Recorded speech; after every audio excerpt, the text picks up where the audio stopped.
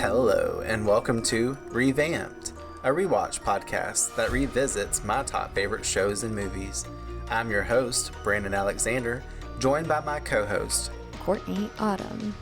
Venture with us as we set our sights on the infamous Hellmouth to cover 90s cult classic, Buffy the Vampire Slayer. Follow along from the beginning, spoiler-free, as Courtney views the show for the first time and I revisit the series for new takes and a fresh perspective on its narrative. Each season, every episode, in order, we will follow Buffy Summers and her friends to examine their character development, the show's underlying themes, along with its major story arcs, all while engaging in conversations, sharing our own authentic thoughts and feelings to what's unfolding before us. So sharpen your stakes, load your crossbows, and join us as we explore the supernatural world of Buffy the Vampire Slayer. Let's get into the episode. Hey everybody, welcome back to another episode of Revamped. Today we are here to cover Buffy the Vampire Slayer Season 3, Episode 17, Enemies. Aired March 16th, 1999 on my mother's birthday. Written by Douglas Petrie and directed by David Grossman. Welcome back to the podcast. We have Tabby from Becoming Buffy joining us today. Well, I'm so excited. I love this episode. And Courtney, Season 3 is my favorite. Every single episode is just stellar. So you're in such a good place. I can't believe we're almost done, but this episode is so juicy. That's really funny. I was literally about to ask you too. I was like, anytime we have a solo guest on the podcast, I always ask what your favorite season of Buffy is, which you just gave us. And then what brought you to Buffy? Whenever we originally met with you guys for Becoming Part 2, we went into more you guys had just wrapped up doing the series and talking about, your integration as the journey as sisterhood and all that kind of stuff. We didn't really get into the nitty gritty. But now that we know that Season 3 is your favorite season, I remember Sarah said some stuff, but did you get turned on to the show because of her watching it and that's how that unfolded? Yeah, it's one of those shows where I'm I can't even remember the first time I watched the whole show all the way through. I do remember when I watched 4 through 7, because I think Lee and I have talked about this on the podcast. I was also a teenager, so I was very just I got so invested in stuff I watched, and I was super into some characters that don't stick around for a while, and I was I'm not watching the rest of the show. And then I literally was so heartbroken. I was it's gonna be such a different show, because to be fair, a lot of shows do really change their vibe and energy after some characters leave, and I just didn't want to go through it.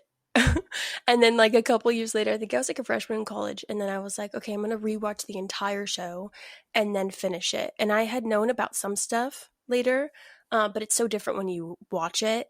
And I remember that viscerally. I was watching it, and then I got to a certain episode in Season 6, a one that's the most low rated episode of the show. I'm not going to give away much, but it's just the worst. I hated it so much. I was what am I watching?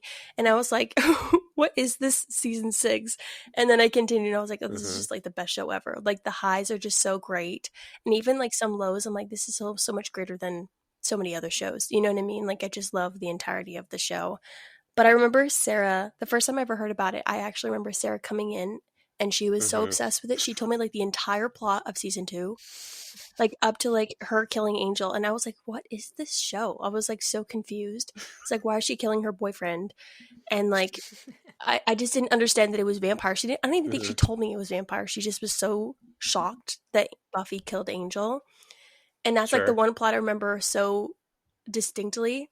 And so when I rewatched it, I was okay, this makes a lot more sense. That it's fantastical, but yeah, it's one of those shows where I just forgot about for a long time because I didn't rewatch it. And then when I rewatched it all the way through, I was in again, we talked about off recording, Leah has a hard time watching stuff. I have to beg her for it. And I was begging Leah to finish the show because she also stopped after Season 3. And I was Leah, you have to finish the show. And then I think during COVID, which actually was not that long ago, or 2019, summer 2019 actually, we sat down and she was staying with me every weekend at my place, and then we binged the rest of the show. So that's kind of my history with it. And then during COVID, when we lived with Sarah, it was a resurgence of obsession because all of us watched it together. And then we just were let's just make a podcast. It was like Yeah. so quick too. Like I don't even know how that happened, but yeah. I recall listening to you guys talk about it on the podcast, 'cause I remember her talking about coming in and crying over Angel and Buffy in like season 2 and like sitting on the bed with you guys and like Yep. freaking out and trying to tell you all the whole story. Like, it's crazy because I listened to that so long ago, but as soon as you say it, I remember it. I'm like, I love it. So It's such a sibling thing too. You're like, let me tell you everything about what I just read or watched. well, now we can get into enemies. But- In this one, when temptation turns tactical, Faith and the mayor set a trap to strip Angel of his soul, hoping to bring him over to their side. But Buffy and Giles have plans of their own, and with Angel's help, they pull a fast one on Faith, deceiving her and exposing exactly where she stands on the line between good and evil.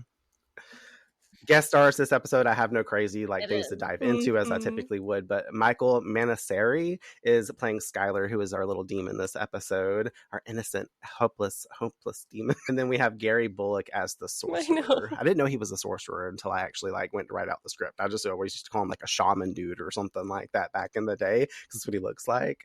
But I couldn't find any crazy credentials. I think that's the only role that I saw that he's ever played was on this show. So I was like, I need to dive deeper, but also I don't care. So, of course, me and Courtney, we've been doing this thing lately where I will get online with her and actually watch the show. If it's a pivotal episode, we don't want to get together to do a reaction, which is kind of the same thing when you're doing it virtually. But we got together the other day and watched this episode because I was like, I was going to skip it and make her watch the next episode with me, mostly for a very specific scene and callback to earlier in this season. But I was like, no, I kind of want to see her reaction to the fake out with Faith at the very end of it. So we sat and watched it, and it was a real treat, especially coming off of _Doppelgangland, because me and her had watched that one the week before together, and it was fun to watch her laugh and do all the stuff she did in that one. But then in this one, she's sitting there on the fucking edge of her seat the whole time, basically with her hands in her mouth, biting her nails without actually doing that. And I was like, yes. And then I had to gaslight her the whole fucking episode too. I played it off. I all got sad looking like I was doing during season 2. Whenever Angel turned evil, I was just like, this is so bad. This is so bad. This is so bad. But then for this episode, it's also that same kind of energy, because this is so bad. We love Faith so much as a character, and to see this drive her arc in a completely different way, this is the true turning point. Even the bad girls, that's the true setting off of this whole arc for her. But this is the pivotal choice. This is whenever season 3's theme of choice really comes into play, and how that action starts to spread out between Buffy and Faith themselves. But before I get into my thoughts, because obviously that's the route I was just going, you guys share first. Obviously, Courtney, what did you think initially of the episode?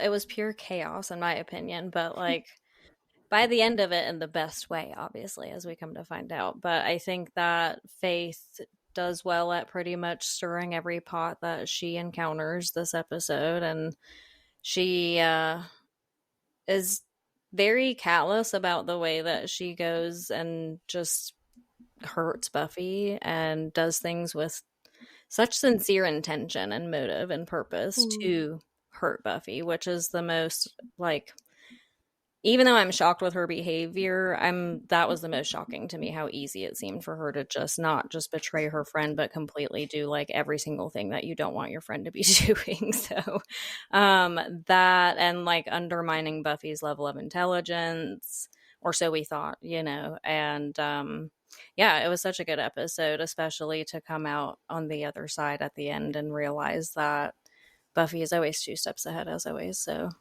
it was great. I loved it. When it comes to Faith and this opposition to Buffy, we've seen it throughout the season. We saw it in Revelations. We've kind of seen it a couple of other times, especially between Bad Girls and Consequences. The Slayers have been pitted against each other. First it was by Xander, and then it started to unfold naturally again, which again, we bring it back to Revelations episode 7. That's a big thing that helps indicate what the theme of the season and the overall arc's kind of going to be. So now we've arrived here at the self-entitled episode Enemies, to where now we know moving forward, these bitches are enemies. It's one and done now at this point.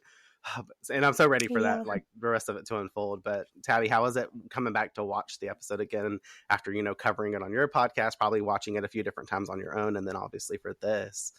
Oh my word. I think doing the podcast for so long, I haven't sat down and watched the whole show on my own without having to think through it through an analytical lens and then writing a ton of notes.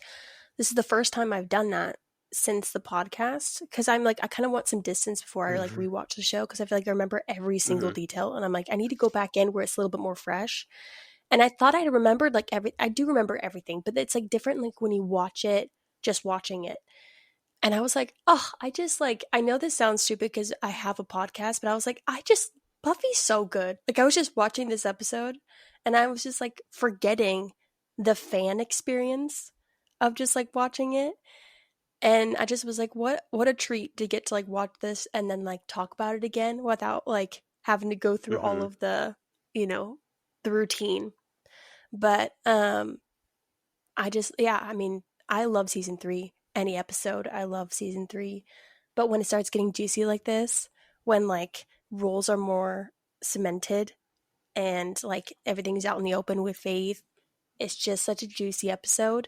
But I also like, there's a lot that I actually didn't notice on Buffy's angle that I'm excited to talk about in this episode that I don't think I really touched on when we did the podcast. But I don't know. I love this episode. I was like, oh, season 3 is so good. Buffy and Faith's dynamic is so good. I love this show. I love that so much because the lens you're coming through is, like you said, you get to revisit in that way.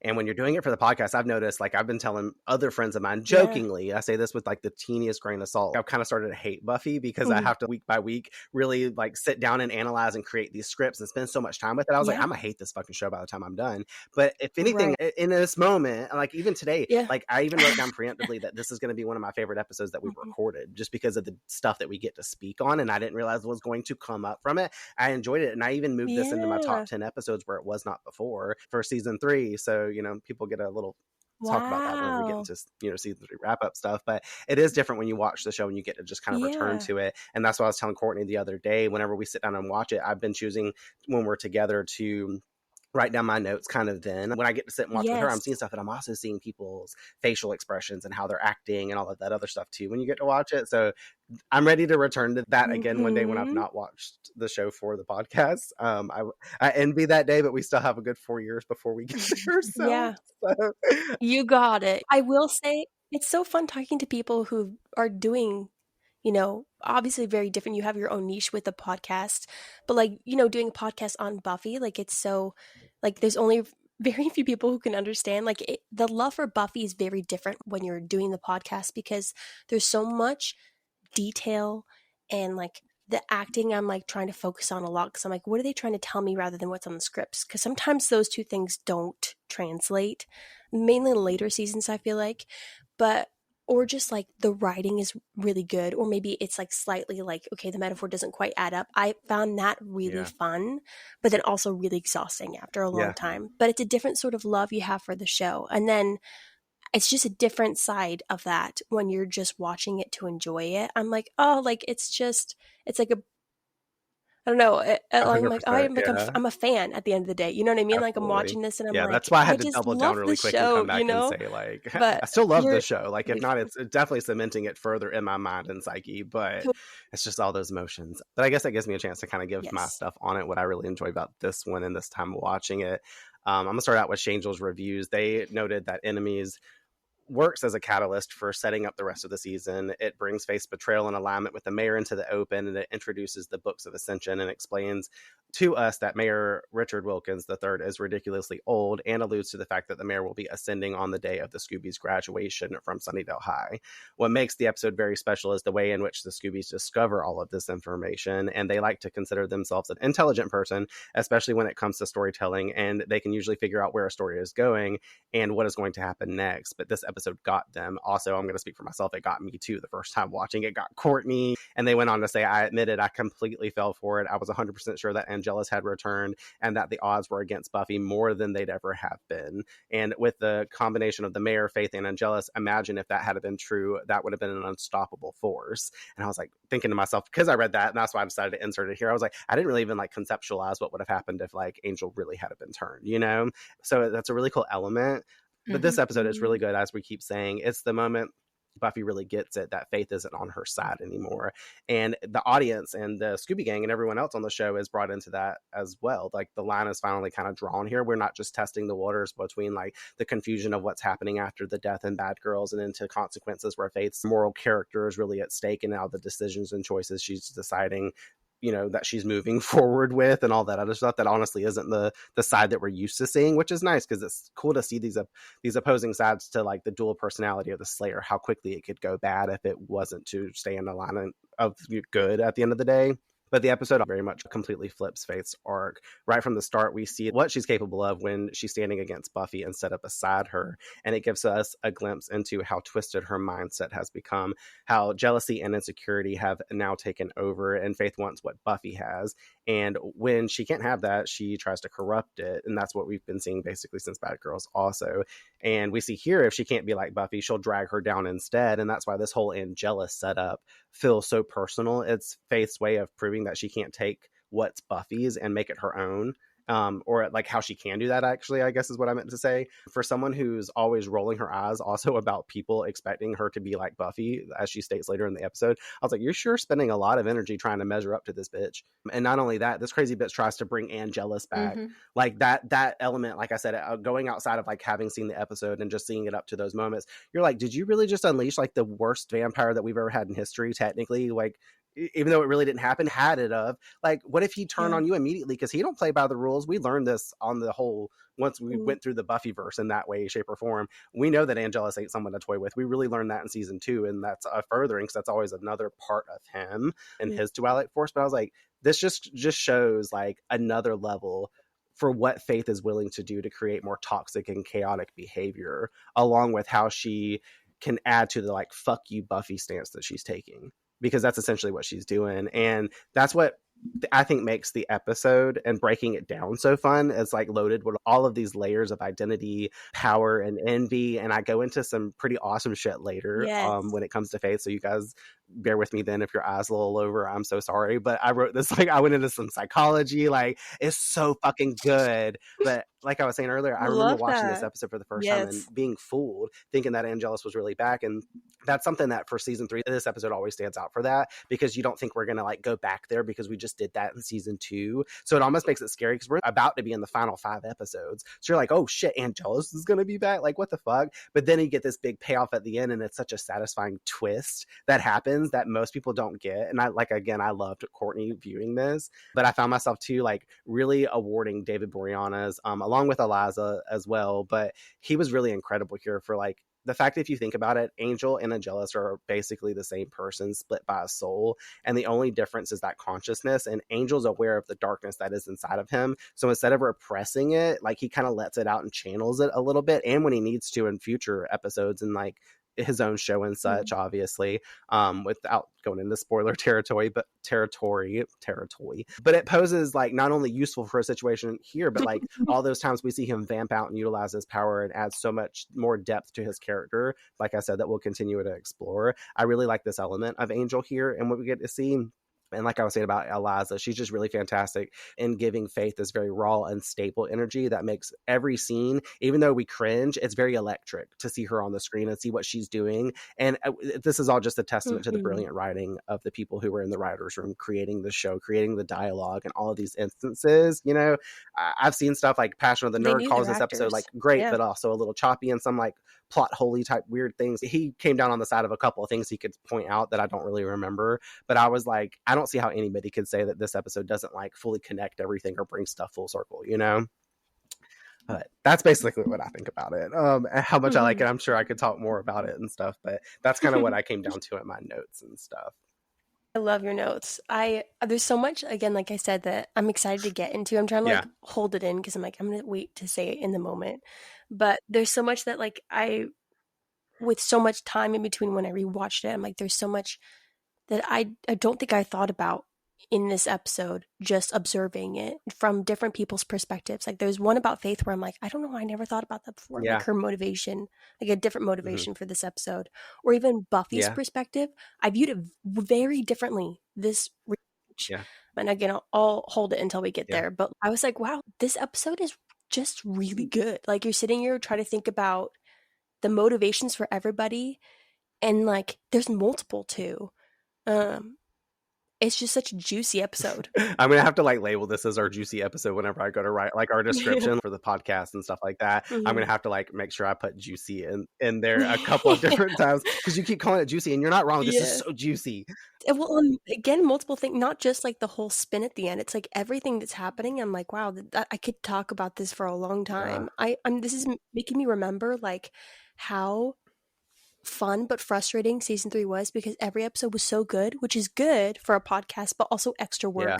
I remember it took me twice as long. We talked about this, the sisters and I. Season 3 and season 5 took us twice as long, mainly me and Sarah, to write down all of our notes. I had to rewatch like episodes multiple times, which I didn't have to do with the other seasons because I remembered them and they're not as packed.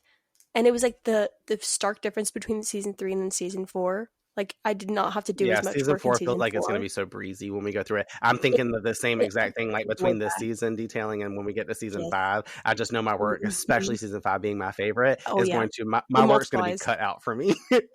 Yep. Okay, well, why don't you say we go through the episode, you guys, and actually be able to talk about it? Let's do it. Right into every generation, there's a juicy motherfucking episode. We open on Main Street in Sunnydale. Buffy and Angel exit a failed date attempt at the movies, having seen something that was apparently very heavy in sexual activity. You know, the things that they can't actually do. Her feeling bad of that fact, he claims he's not driven crazy by it and proves that by laying a sweet kiss on her. Faith appears commenting on these lust bunnies there to collect Buffy for patrol. Later, we move into the cemetery, Faith pointing out how she wouldn't be able to contain herself in the way that Buffy does when it comes to Angel, and Buffy isn't down for that convo, but thankfully a demon appears behind them, and the Slayers jack him up against the wall.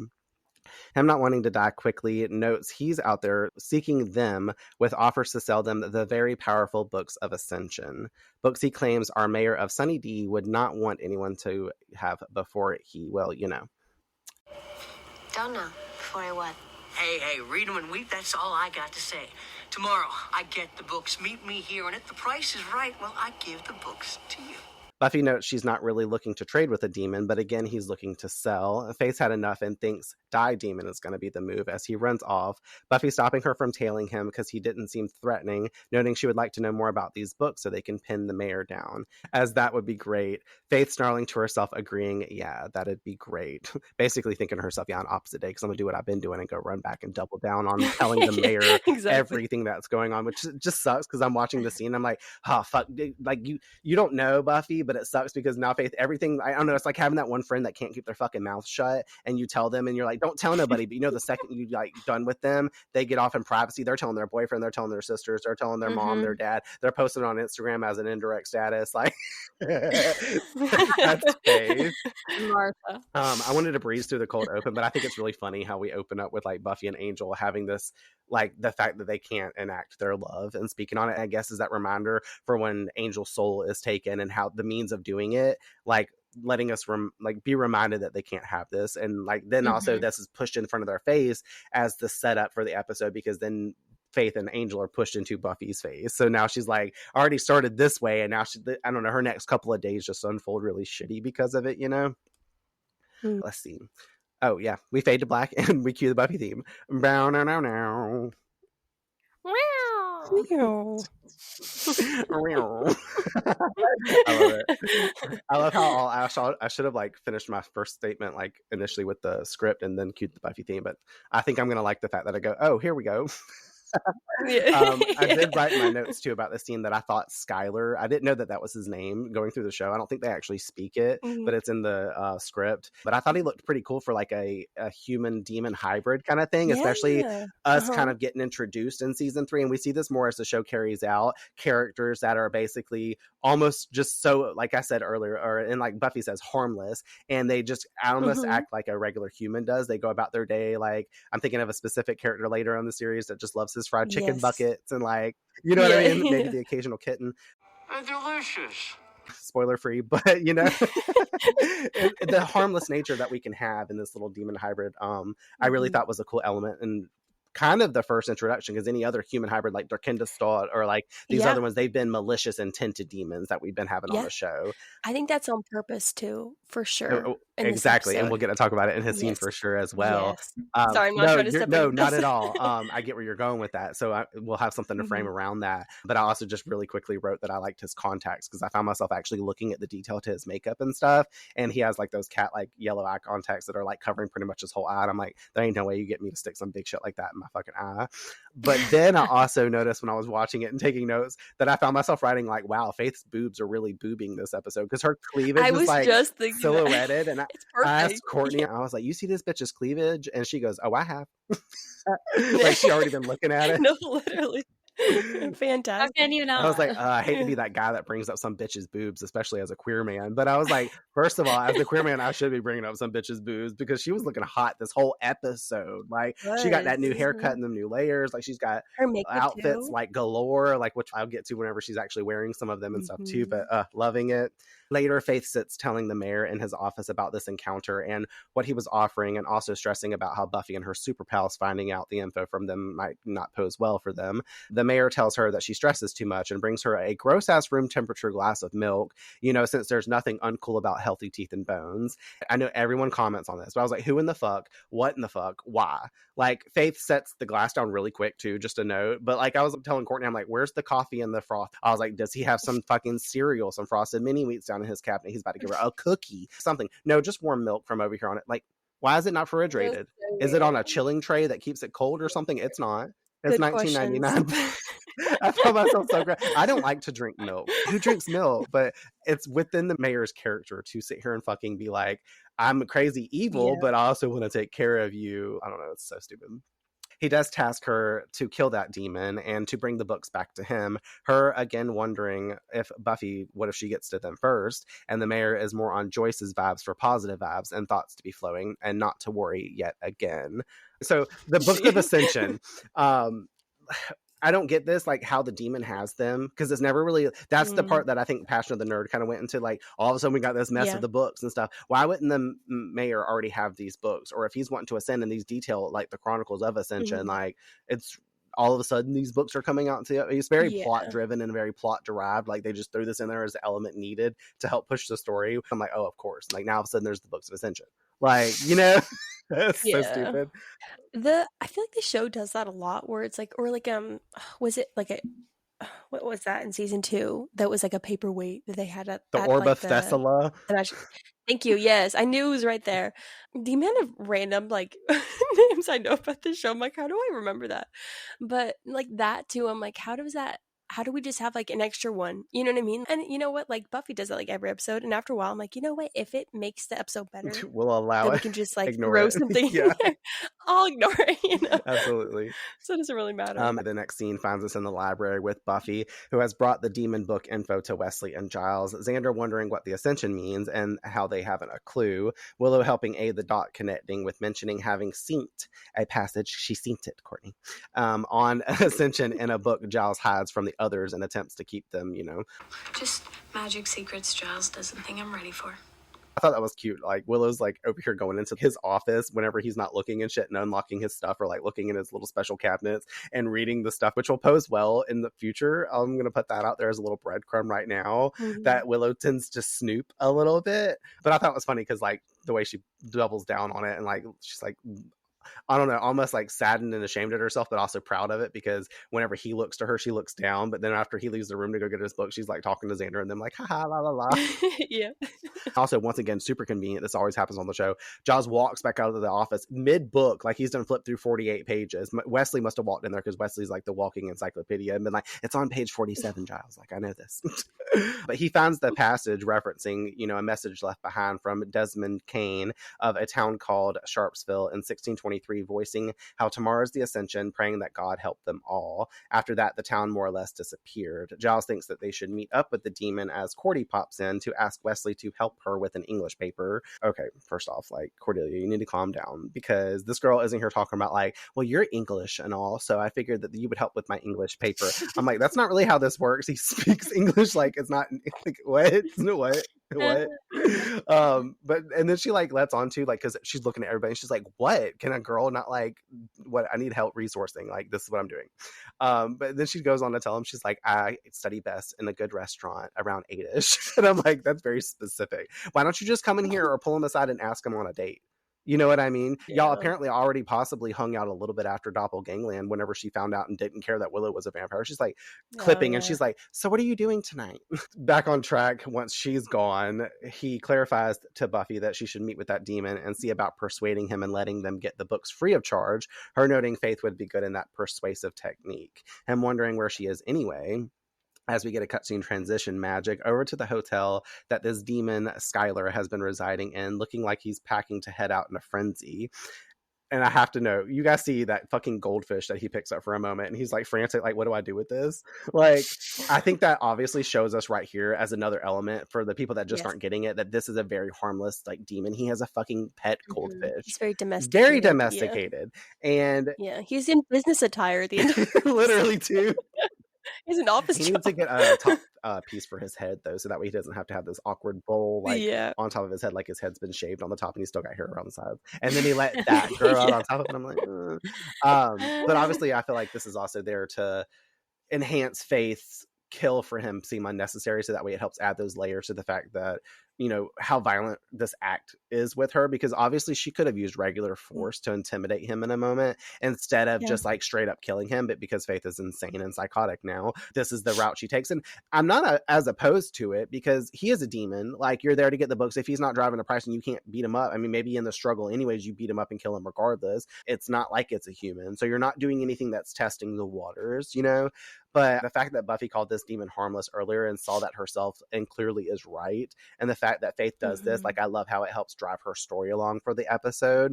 But I always feel really bad for him, because his frenzy intensifies when Faith kicks in the door and is there for the books and not there with his money. She's there with fist to his face because she's tough in negotiations. He shows her the books, but unfortunately for him, she shows him a knife and stabs him putting up a struggle, but after a couple more pokes, he's finally dead.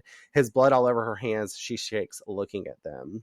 I wanted to get through that before I get into the next part, but like, more to what I was saying, he did not attack until being provoked at all. If she had had a conversation, he was so nice. I feel like she would have been like, listen, I don't have your money. We need these books to help. Could you please just do that so you can get the fuck out of town? And I also, as a slayer, I won't kill you. Buffy would have taken that route.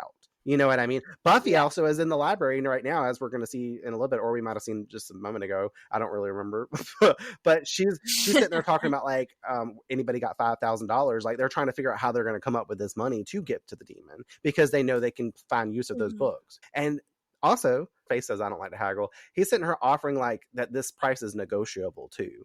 You know what I mean? If you can offer me something, maybe I can get you these books instead of this happening. Yeah, there are multiple I don't know. things. It's just so layered when it comes to the scene.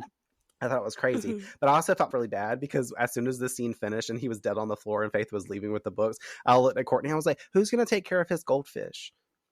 Like, that thing's just going to sit in the water and not get fed now. Like, Faith, you can at least be cool, and you know Faith ain't going to do it. Like, Buffy going to go back and Buffy's going to see it and she's going to go dump it in a lake somewhere so that way it could at least get eaten by other fish or something. I'm like, the things I think about, but I felt so bad for him in this fish.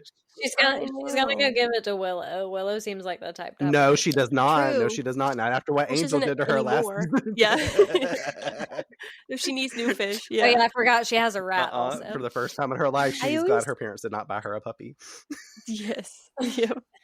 I always found it interesting that he only fought back once, like, she had stabbed him once, and I always kind of found that jarring because he turned different. Obviously I would too if someone's like trying to kill me, but like, I found it very interesting that it became like really aggressive, like he was really fighting back, and it made me, I don't know if this is gonna make any sense, but I'm like, it made me feel like he was a little bit more human in that moment, where it was like he was fighting for his life, which makes it even more jarring that she stabs him multiple times, which I think also messes with her more because she's like, oh, he didn't just like take it.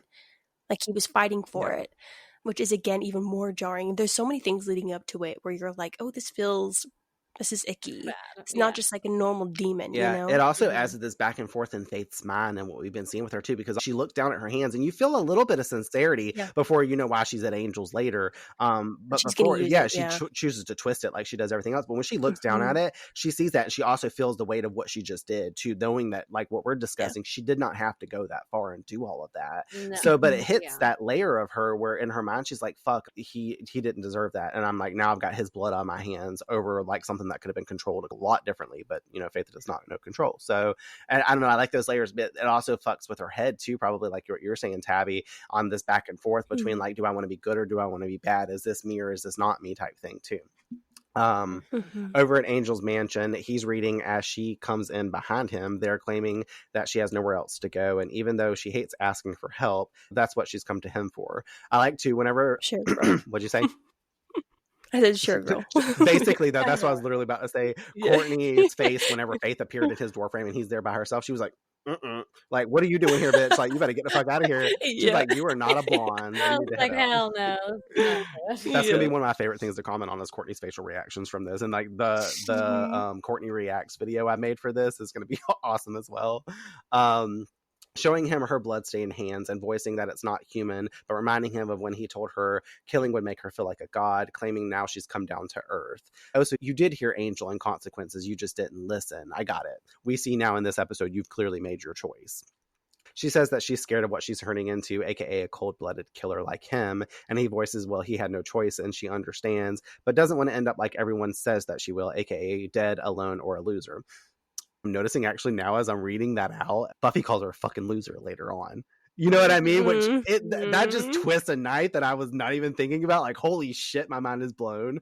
Well, you know she cares about that even before she even says it. You're like, oh, that's gonna sting. She thinks that it's too late, and he denies her that. Again, saying that she's scared, only this time hugging onto him tightly. Again, this is whenever Courtney's like, no, what is happening? Then the bitch tries to kiss this motherfucker. And again, Courtney's like, boy, you better go be glad Buffy ain't standing right here in this moment, because she's been coming in and ripped all that brown hair at your head. He stops that quick, thankfully, reminding her that he's with Buffy. And I mean, he didn't stop it quick enough. I'm just going to point out, like, their lips hovered there for a little too long, obviously to create some energy for us as the viewer to see. But I'm like, boy, if that was me and I really liked my partner, I would have been like, what the fuck are you doing? Like, immediately. I wouldn't be sitting there smelling what her breast smelled like for 2 seconds before I decided to do that. Like, what? No. She claims that he's lucky and Buffy is lucky, the two to have one another. And if Angel's a friend of hers, that she's lucky too. She does ask when she's like, I guess we'll be friends. And he's like, yeah, blah, blah, blah. Getting up to leave, but also questioning the scenario. If things were different, if things between he and her would be too. And he claims that's something that they will never know. I'm like, perfect, shooter. He's like twisting the knife again.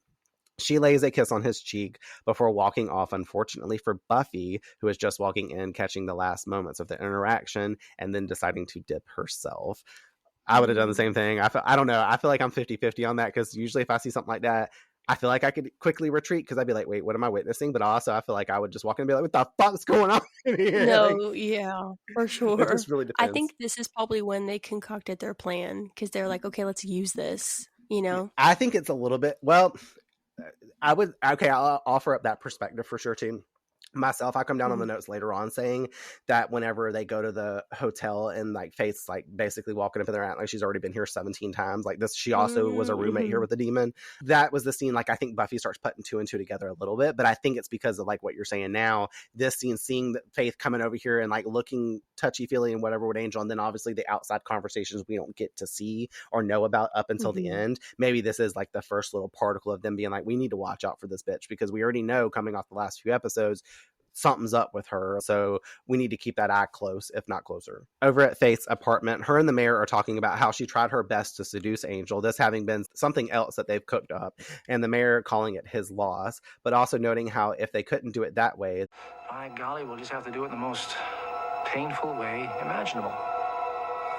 I remember shouting to Courtney whenever this scene played out, like, one, this motherfucker over here trying to pimp Faith out, like, to go fucking have sex with Angel. Like, what is happening?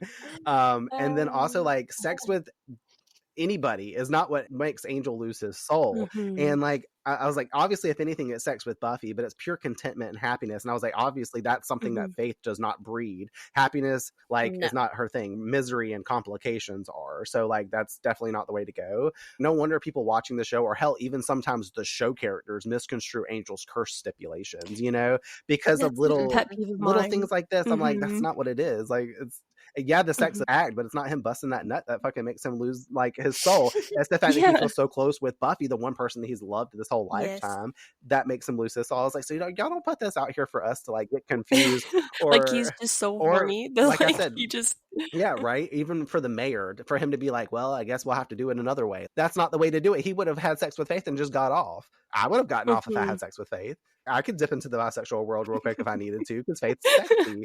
But I'm not going to have any kind of happiness with her. Like, you know what I mean? If I had to choose between her or Buffy, knowing the two.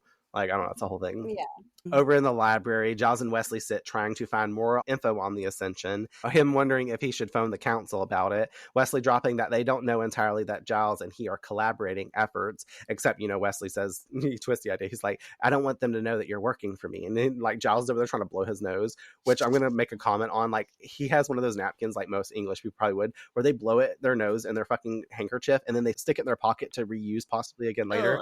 I saw him do that and I was like, ugh. I was like, are you putting that in the washing machine, like, and not using it again? Do you have extras? I get the non-wasteful tissue because I mean paper be expensive and I ain't got no time to be buying no $8.99 box of Kleenex a week. The recession be hard, and I know in 1999 it was like so much better, but still.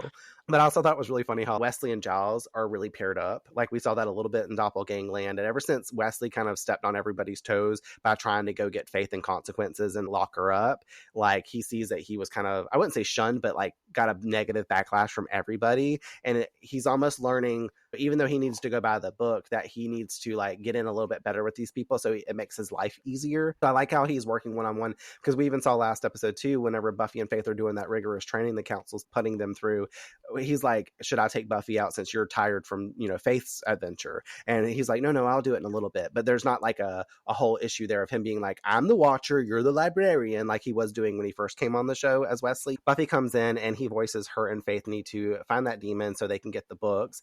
And I have to note that I do not like Buffy's dress or boots here. They're ugly together. I don't know what's up with this long dress and her having the knee-high, like the purple with the blue dress over top of it. I'm like, I don't get the usage there. And then the brown boots just don't go with it. If anything, if the dress was shorter like it used to be in like season 1 Buffy with the go-go kind of boots, maybe it would have looked better. But I found myself cringing at this outfit, so I wrote it down.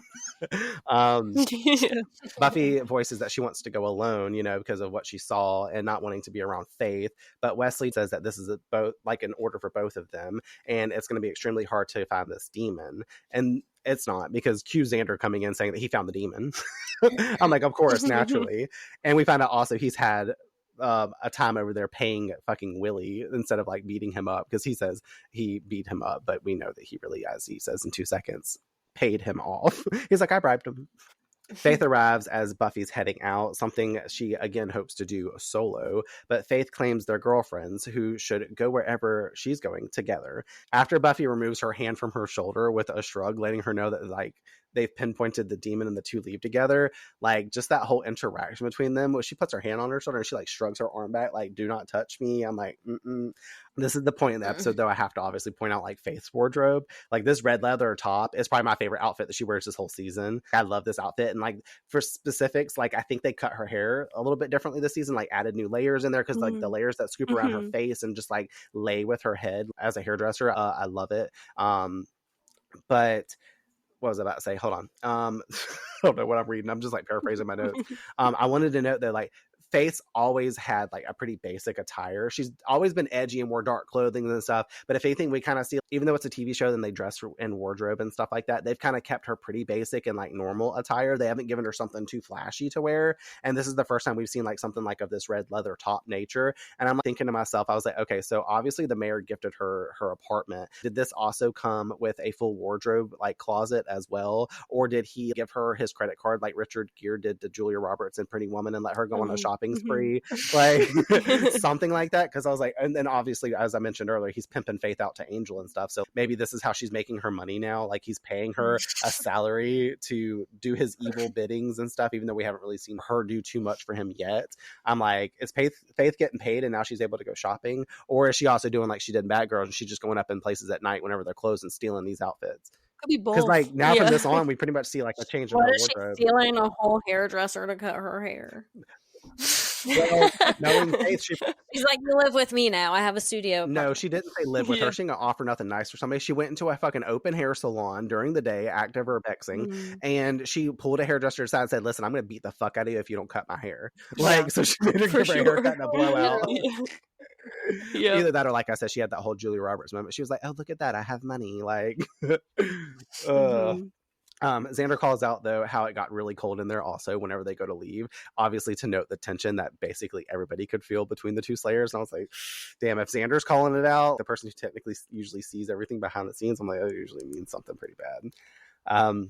We then go over to the hotel when Faith just fucking opens the door and walks in, and Buffy immediately scolds her to be careful. And I think it's interesting to watch Faith catch herself, and she's like, fuck. Like, I just breezed in here. But also, like, it's not really out of her demeanor or character to do this. So it kind of plays off very well. But I think it's really funny. She's like, playing in her mind, I haven't been here before, and I don't know that a demon's dead in here. And then Buffy comments on how Faith was missing at last night's meeting, her claiming that she was patrolling. There's no shortage of scum in Sunnydale, and Buffy pats of aggressively, agreeing so she's heard. Faith reaching around the corner to flip on the lights, once again not being very sly, because she just, like, without even looking, cuts the light on. I'm like, how do you know that light switch is there? Like, and this is where I was like, Buffy's got to be reading this stuff like Faith knows too much. And you don't really get that a whole lot. You see Buffy pause a little bit at the end of the scene, but I'm like, is this where, like, the dots are kind of connecting for her that Faith's doing something she ain't supposed to be doing? Who knows? They do find the dead body of the demon on the floor, and how someone got there first, Buffy claims. Faith betting that they got the books too. And I'm like, well, yeah, you bet, because you did it. So, and then she's all snarky. She's like, some hit. And I'm like, yeah, you're the hitman. Like, what the fuck? The call is coming from inside of the house. Like, literally. Also, all three, like, out of the three of them, Faith is not the actress, so I'm like, girl, put on a face and here. This makes so much sense too. Like, between everything we see this episode, when she makes that comment later, we're like, bitch, you wasn't even acting out right this episode. No, not everybody at all. was on your shit from jump. That's why this all unfolds this way, you dumb bitch. Like, what? She starts to head out though, hollering for Buffy to come along too, because there's nothing else they can do here. Over at City Hall, the mayor speaks with a cloaked figure that we find. He's done all things to summon, ritual, sacrifice, chants, and here he is.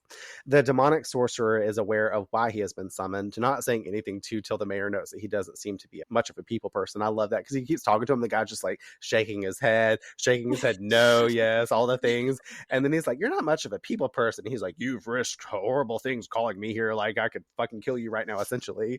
He's like, the deadliest magics are needed to rob this creature of his soul. And obviously we know he's talking about Angel, and the mayor calls it a big job, and the man saying that it shall be done.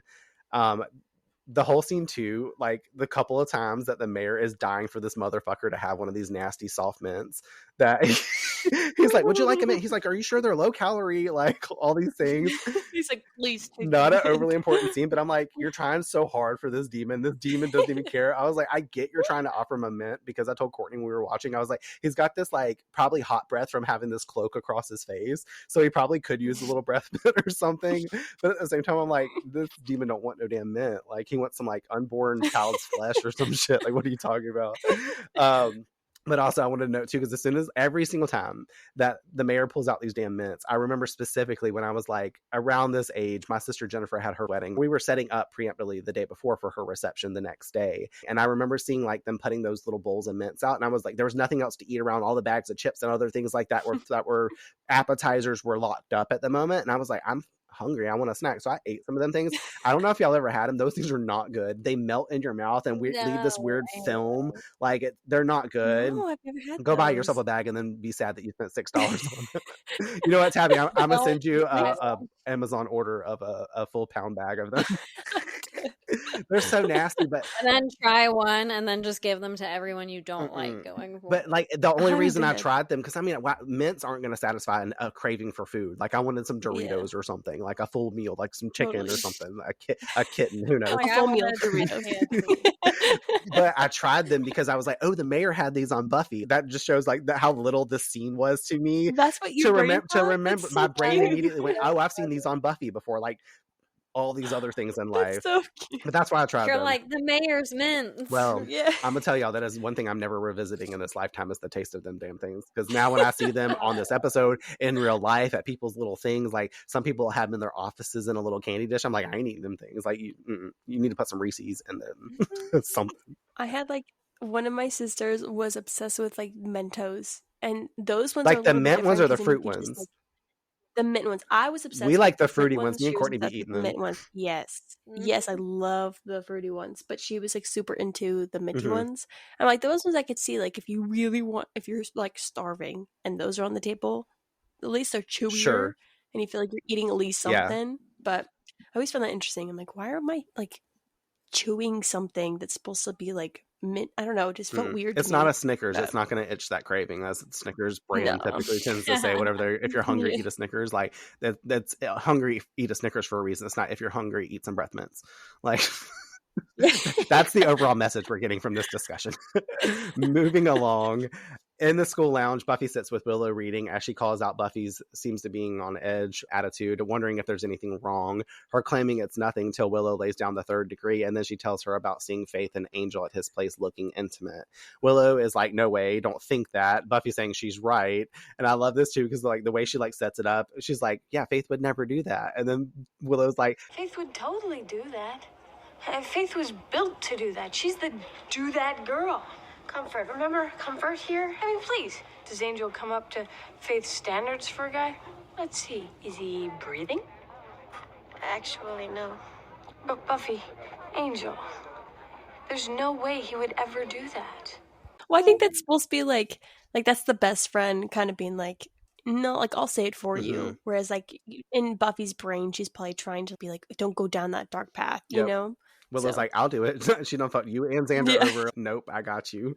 Which is interesting because it kind of breeds this discontent between Faith and Willow as we get to see kind of grow in ways too. Buffy compares how he and Faith have a lot in common and doubts that because there's still things he doesn't tell her. Willow's still trying to convince her that that's still doubtful, wondering what he said when Buffy asked about the instance. And Buffy bailed out, so that's not applicable. I like that whole sentence. She's like, you mean when I outwardly asked him? And she's like, you bailed. And I'm like, oop, called out again. Willow orders for her to go talk to Angel now because, you know, fuck school and classes. It's the middle of the day. Why waste time here when she can go do that? So that's what she goes to do. Willow fashion watch here. I did say to Courtney when we were watching it, because I thought it was funny, the episode before she's in that pink fuzzy number in Doppelgangland. And then now she's wearing some like, and I talked about it being like an itchy outfit. I was like, that sweater, that dress that she's wearing just and then with the tights on and all that, I'm just like, I feel warm just looking at her. Overstimulated. Exactly. That's a sensory overload. Well, and in California too, it's supposed to be what, like March right now? So, you mean 93 Something degrees like year round like it is in Florida? It's still warm. Like, I mean, depending on the year, sometimes spring is like really windy and cold in California, but more often than not, it's probably like 75, 70. Exactly. So 70. I feel bad for any of the actors on the show that have to wear these outfits for just the dress of it. You know, they're sweating their asses off. And I was like thinking that same thing, because not only is Willow wearing this orange fuzzy number, you've got a full on jean pair of overalls over top this itchy sweater. I was like, I swear ain't no one wore overalls more on this show than Willow has. Like, I know we've seen Buffy in it, and I actually like called back to you guys as the trademark host of the Buffy's overalls of pain quote. Like, that's what we call those back when we saw them again in Helpless, like, because we had seen them in Becoming, we saw them here, like, or in this season. I love Helpless. Yeah. That was such a good episode. I was telling Sarah recently that's still one of my favorite episodes that you guys like. One of them I always remember. So I think it's one of our favorite ones we've ever done, but it's also my personal top 5 episodes in Buffy. I love how like classic 90s slasher it is, like the vibes. I just Back at the mansion, we find Angel chilling in a white shirt that you just hate to spill something on. Faith appears to talk to him once more, saying she's come back there to apologize about the night before, stepping toward him as he steps back. I was like, ooh. Her clocking he doesn't trust her, and turning to him saying he's joined the club apparently. He approaches her, bringing hands to her shoulders, though, while her back is turned, saying it's important that she has someone who understands and is there for her, which I do like about Angel. He does be like, oh shit, I'm like not making her feel safe or anything like that, even though I'm sure he's already talked to Buffy at this point. He's like, I need to play my P's and Q's here. But also, like, we know from Angel, and I'm not going to elaborate on that he does believe in Faith. We got that just even in Consequences. He wants to help her, so he's trying to put himself out there as the best person to relate to her, still the best person to relate to her, that she can trust him. And she calls him a chump and unveils the bottle that she's holding in her hands and splashes him with blood that it contained, effectively staining that shirt that he's wearing. That's why I specifically was right. You'd hate to spill something. Like, that's the only reason you ain't never seen Angel in white except like one time in season 2. And then all of a sudden he wearing white so that way the blood really splashes and like makes an effect. Okay, calm down. We see you. Wardrobe department. The sorcerer then appears from the shadows, eyes glowing orange, as he begins to chant a pretty cool like musical score following as well with this whole scene. Like, this whole light show and stuff is fucking awesome. Angel yells at Faith and she claims, I wanted to do this the old-fashioned way, but hey, your loss. Okay, I got some tricks Buffy don't know yet. You don't have to do this. I know, but it's fun. Now relax, it'll all be over soon. Blue light transfers from the demon and cocoons Angel, spiraling around him. As the working is complete, the light expels from Angel and he falls to the floor. The sorcerer steps back to fade into the shadows, Faith stepping to Angel as he steps up, turning around in vamp face with a growl. Faith astonished by what she's accomplished, Angelus grabbing her and pulling her in to make out with her. I'm glad that you just made that noise, because the footage that like watching, I was recording Courtney's reaction to this moment whenever they started kissing. Like, Courtney, what were your initial thoughts when this motherfucker grabbed this bitch? Exactly that.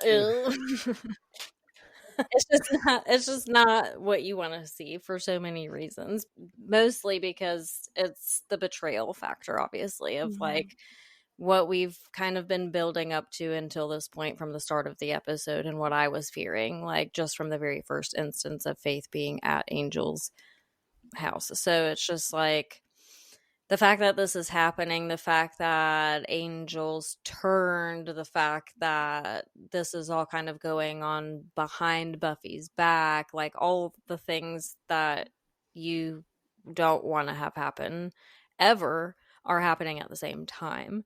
So yeah, it just sets this like weird trajectory of intensity and like chaos, and you just know that like there's no good to come of this, you know, is how this seems from this point. And that's the vibe I was left with. I was just like, well, we're all fucked. Your face.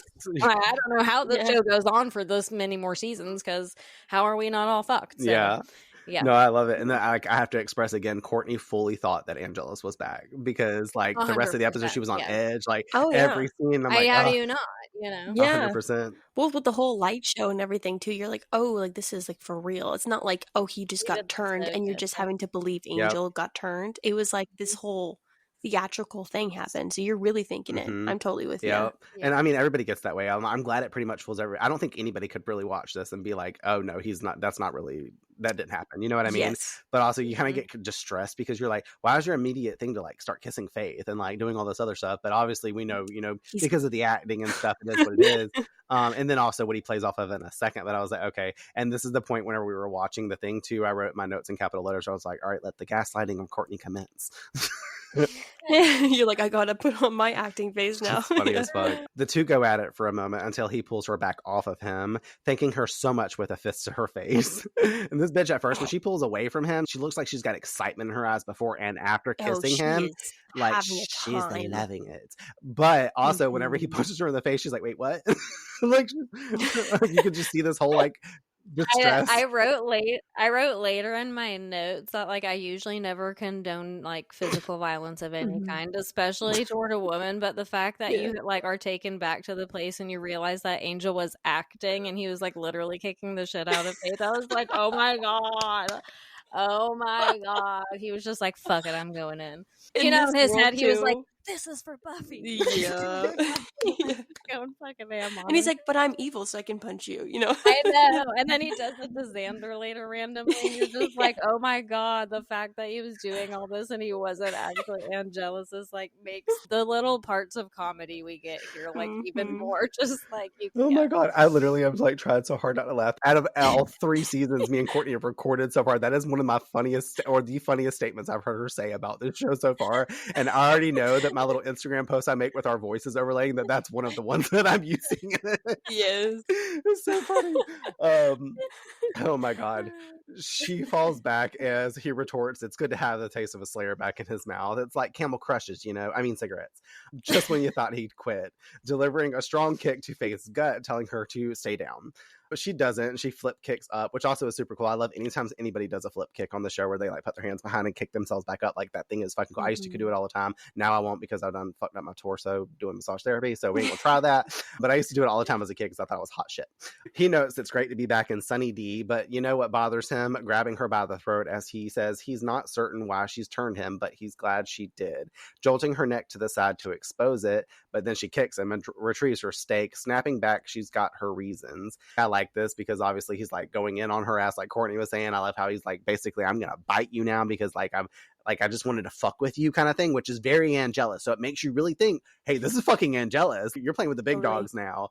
But I also, and this is the tiniest little thing, I really like Faith's stake because it looks like she went and got it out the woods and just broke a limb off and like started whittling it. Like, it's not one of Buffy's one. Buffy's stakes look like they come from chair legs, or like a real like they went to Lowe's and bought her.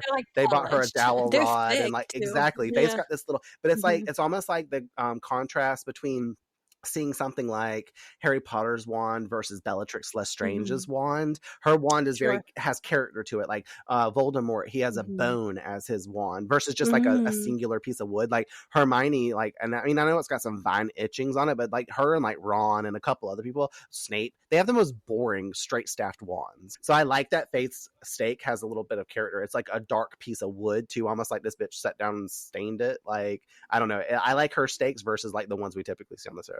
Like I said, it's a small little thing, but when you like Buffy, you like pieces of wood that are sharp and pointy. He guesses that it's because she needs a new boy toy as to why he's been brought back, and it doesn't work that way. The two exchange more blows, him blocking most of hers as she tells him to be smart and listen to her, which is also super cool. Like I say, mostly blocking her stuff. Like, Faith is not going to fight. If he were to fight her, he'd be the one that killed her. Like 100% if they do it. I don't think Faith would have the upper hand because she's just like sloppy. Like, she's been caught a couple times on the show. Gwendolyn posed Wesley. Yeah. Like, it's a whole thing. And he notes the funny thing about vampires, they don't establish meaningful dialogue with slayers. Faith clapping back. Not how Buffy tells it. And I love that little quote so much because she's like, well, you're digging at me right now. I'm going to dig back at you about your little bitch that you fucking like so much, because she thinks that that'll kind of undercut him or like get under his skin a little bit, but also super truthful. She's using her experience with Buffy to fuck with his head now.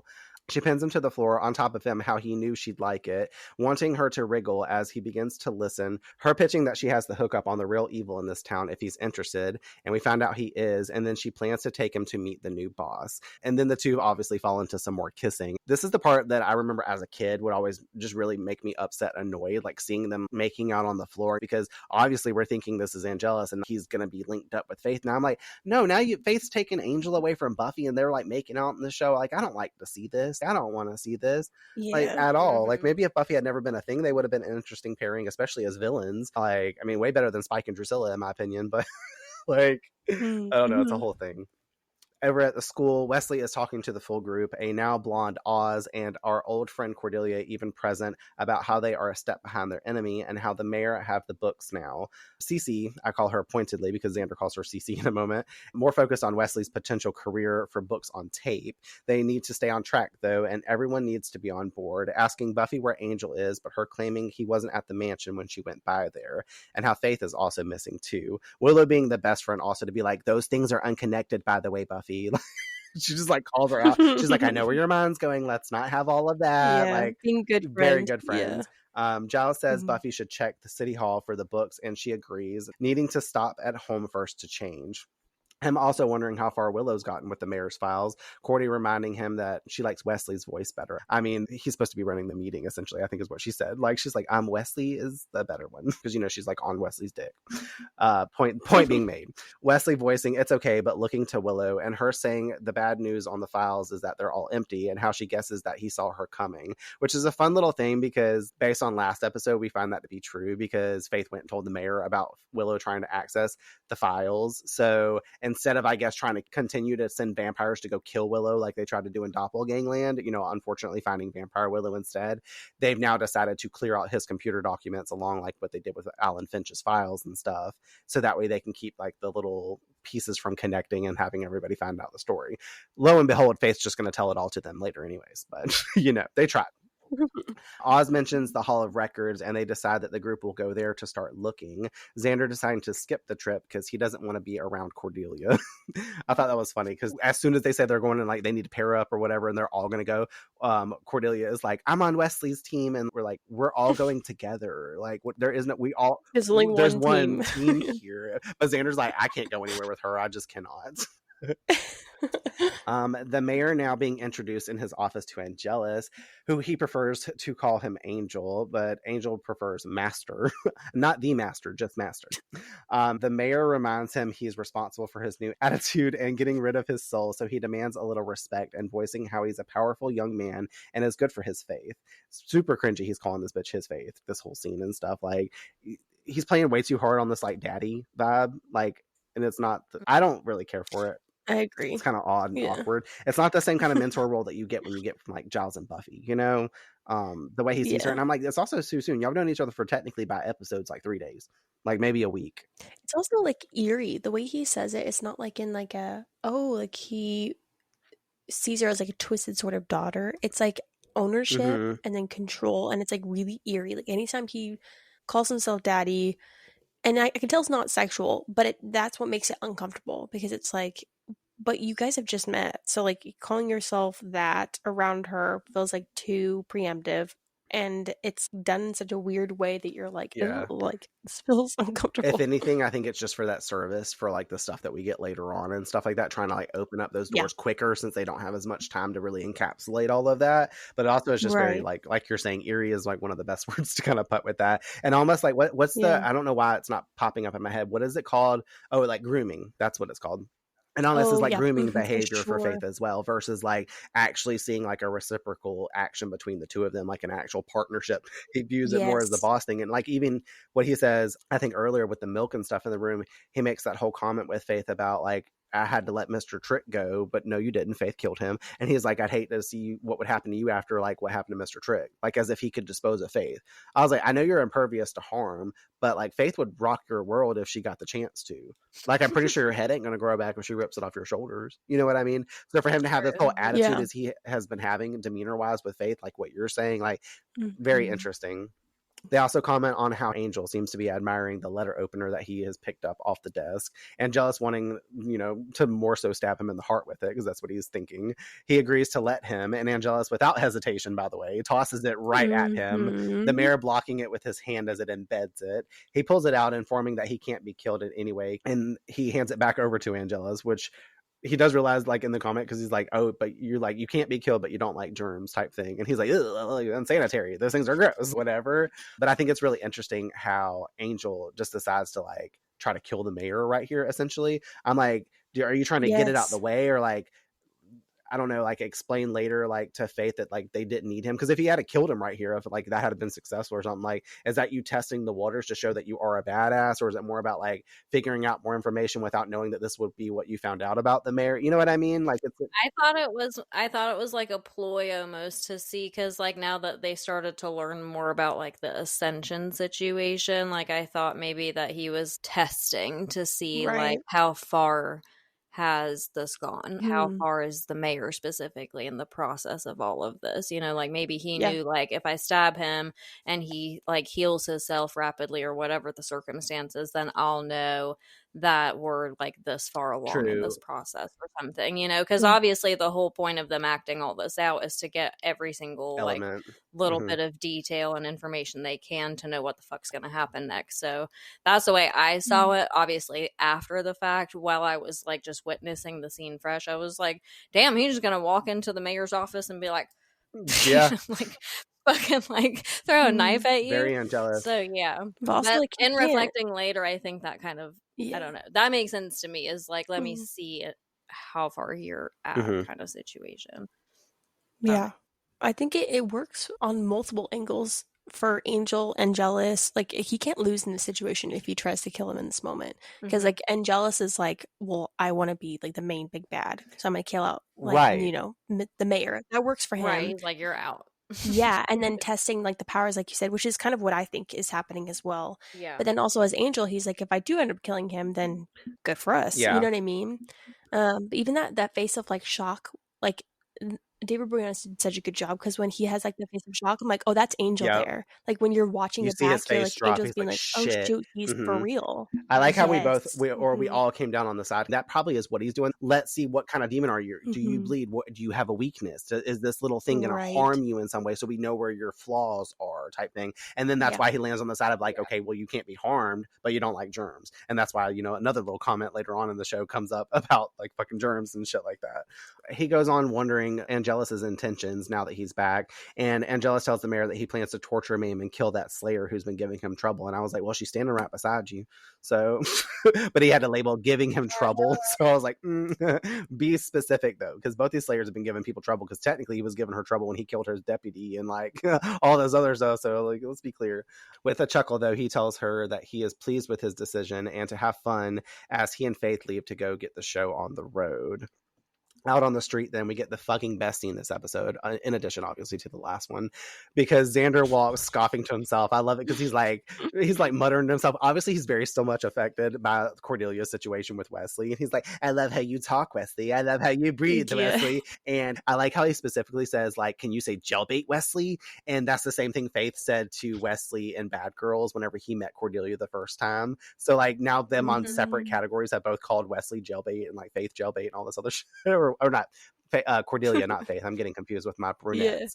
Either way, but he takes notice to Faith and Angel walking down the road, calling them out, saying that they need to find Buffy because she's trying to like find them and figure out what's going on, yada yada yada. But Angel just delivers a fist to his face, knocking him out, telling Faith, "That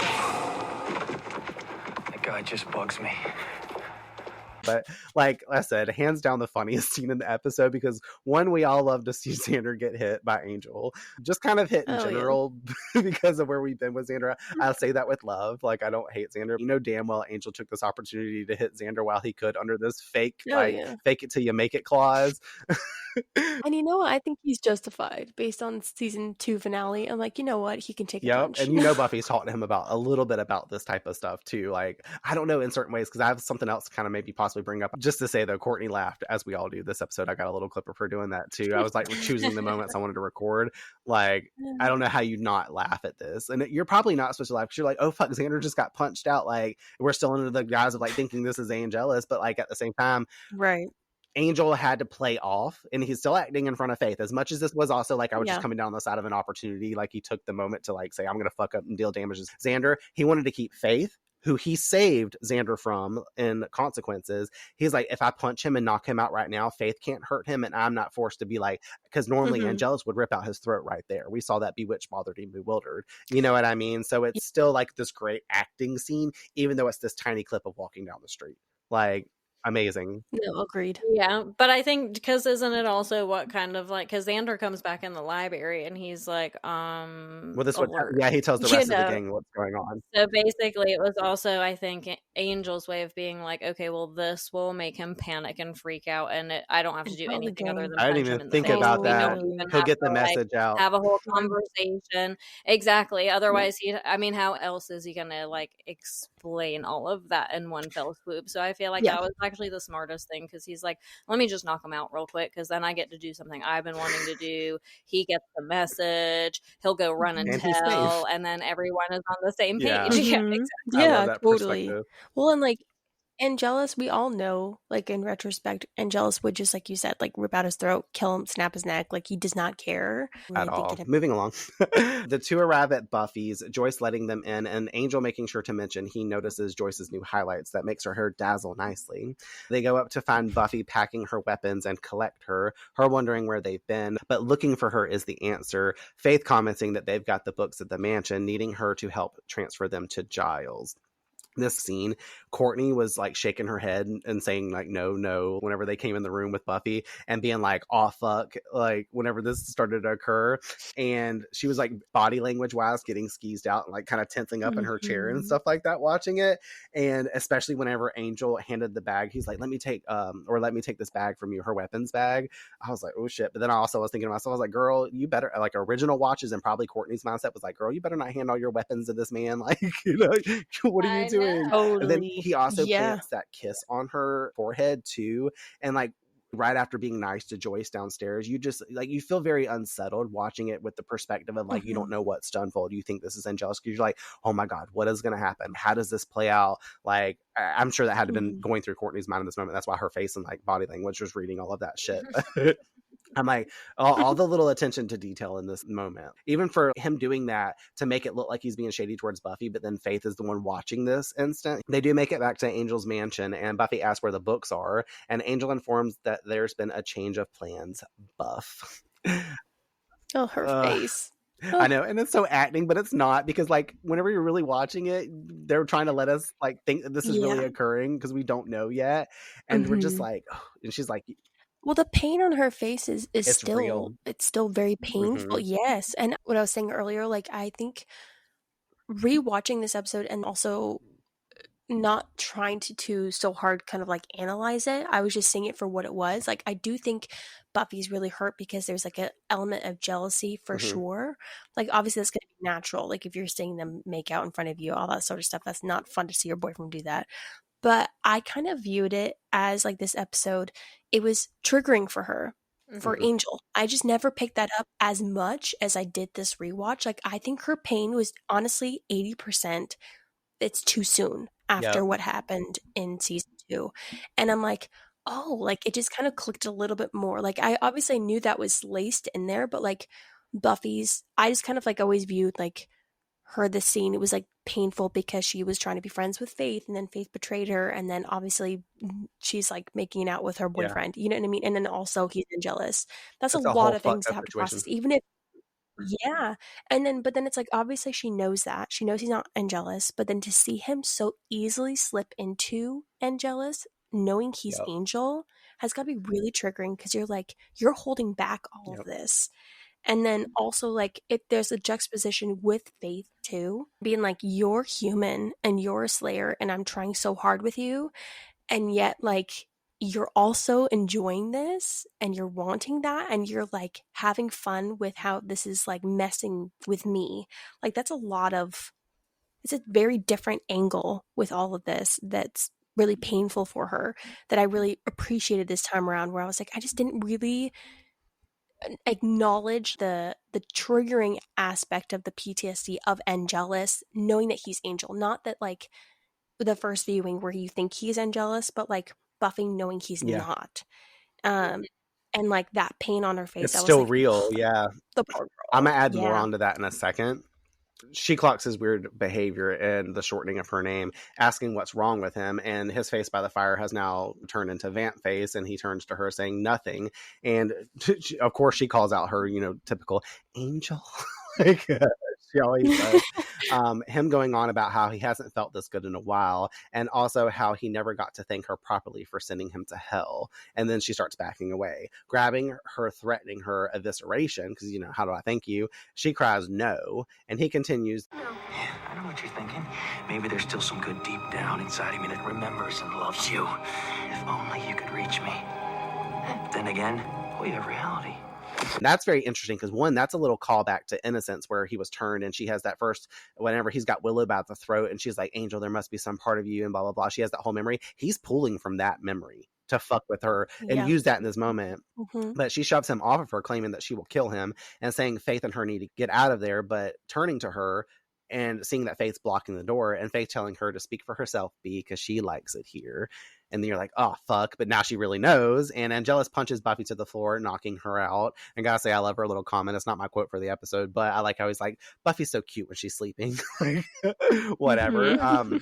But I went on a little thing that really pairs off with what you said earlier, Tabby. Like, no wonder Buffy needs a break and is upset after this whole thing. Like, it's truly chilling, even with knowing that this isn't Angelus, for Angel to be acting out and saying all of these things for her in this moment, because the two do work well off each other to expose Faith overall with this. So it's good and works out for the final payoff. But this scene specifically reopens all that trauma wound for Buffy, because they've never expressed, and at least we've never seen them express everything that went down the whole time. They've never had sat and had a conversation about it. They've just moved past it and reintegrated themselves back into their lives. But like everybody that I read in reviews, and when I was kind of really assessing this, I'm like, this is so traumatizing for Buffy. It literally makes so much sense why she comes to him, and she's not saying I want to break up. She's just like, maybe I need to take a couple of days from seeing you, because this affected me and I did not realize it was going to. But like we just said, this reopened all those traumatic wounds from her experiencing him acting this way just 5 or 6 months ago. You know what I mean? Like, and that fucked her whole life up. That had her questioning her slayerhood, her humanhood, her effectivity with like the people that are around her, and the social aspect when it comes to the line of being the slayer and being a human, or a normal girl, if we want to put it that way, like we always do. You know what I mean? It just works on so many levels. And I didn't even actually think about it until you said it,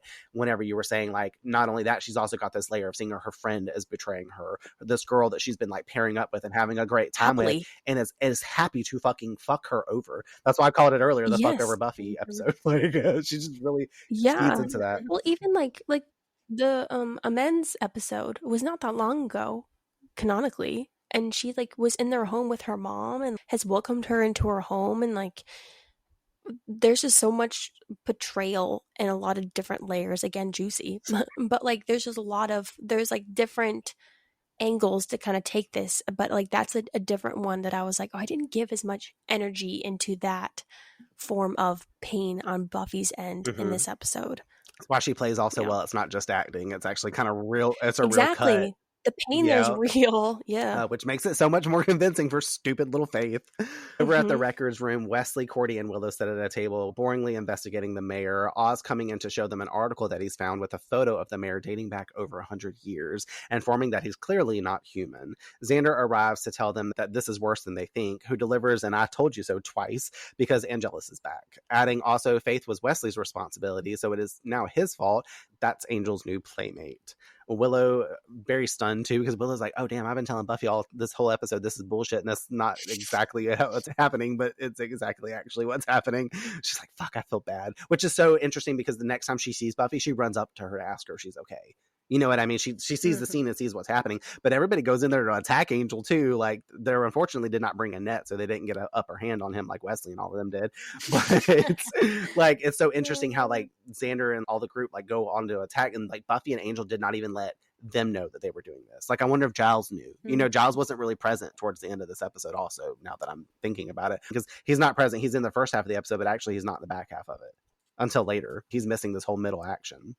It's Wesley that's with everybody.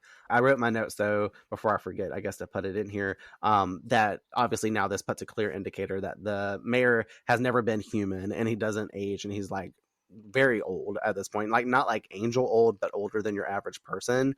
And that Xander was loving this moment to be like, I told you so. Like, he's been holding on to this I told you so energy since like Dead Man's Party and like earlier in the season and stuff. I was like, you know, funny thing, he's wrong, but we can't blame him for like his whole I told you so, because he's been waiting for this opportunity, because he said it since last season that like Angel can go bad again. This could be like easily what happens and stuff like that. So he's just running off of this as like what's occurred, but it is what it is.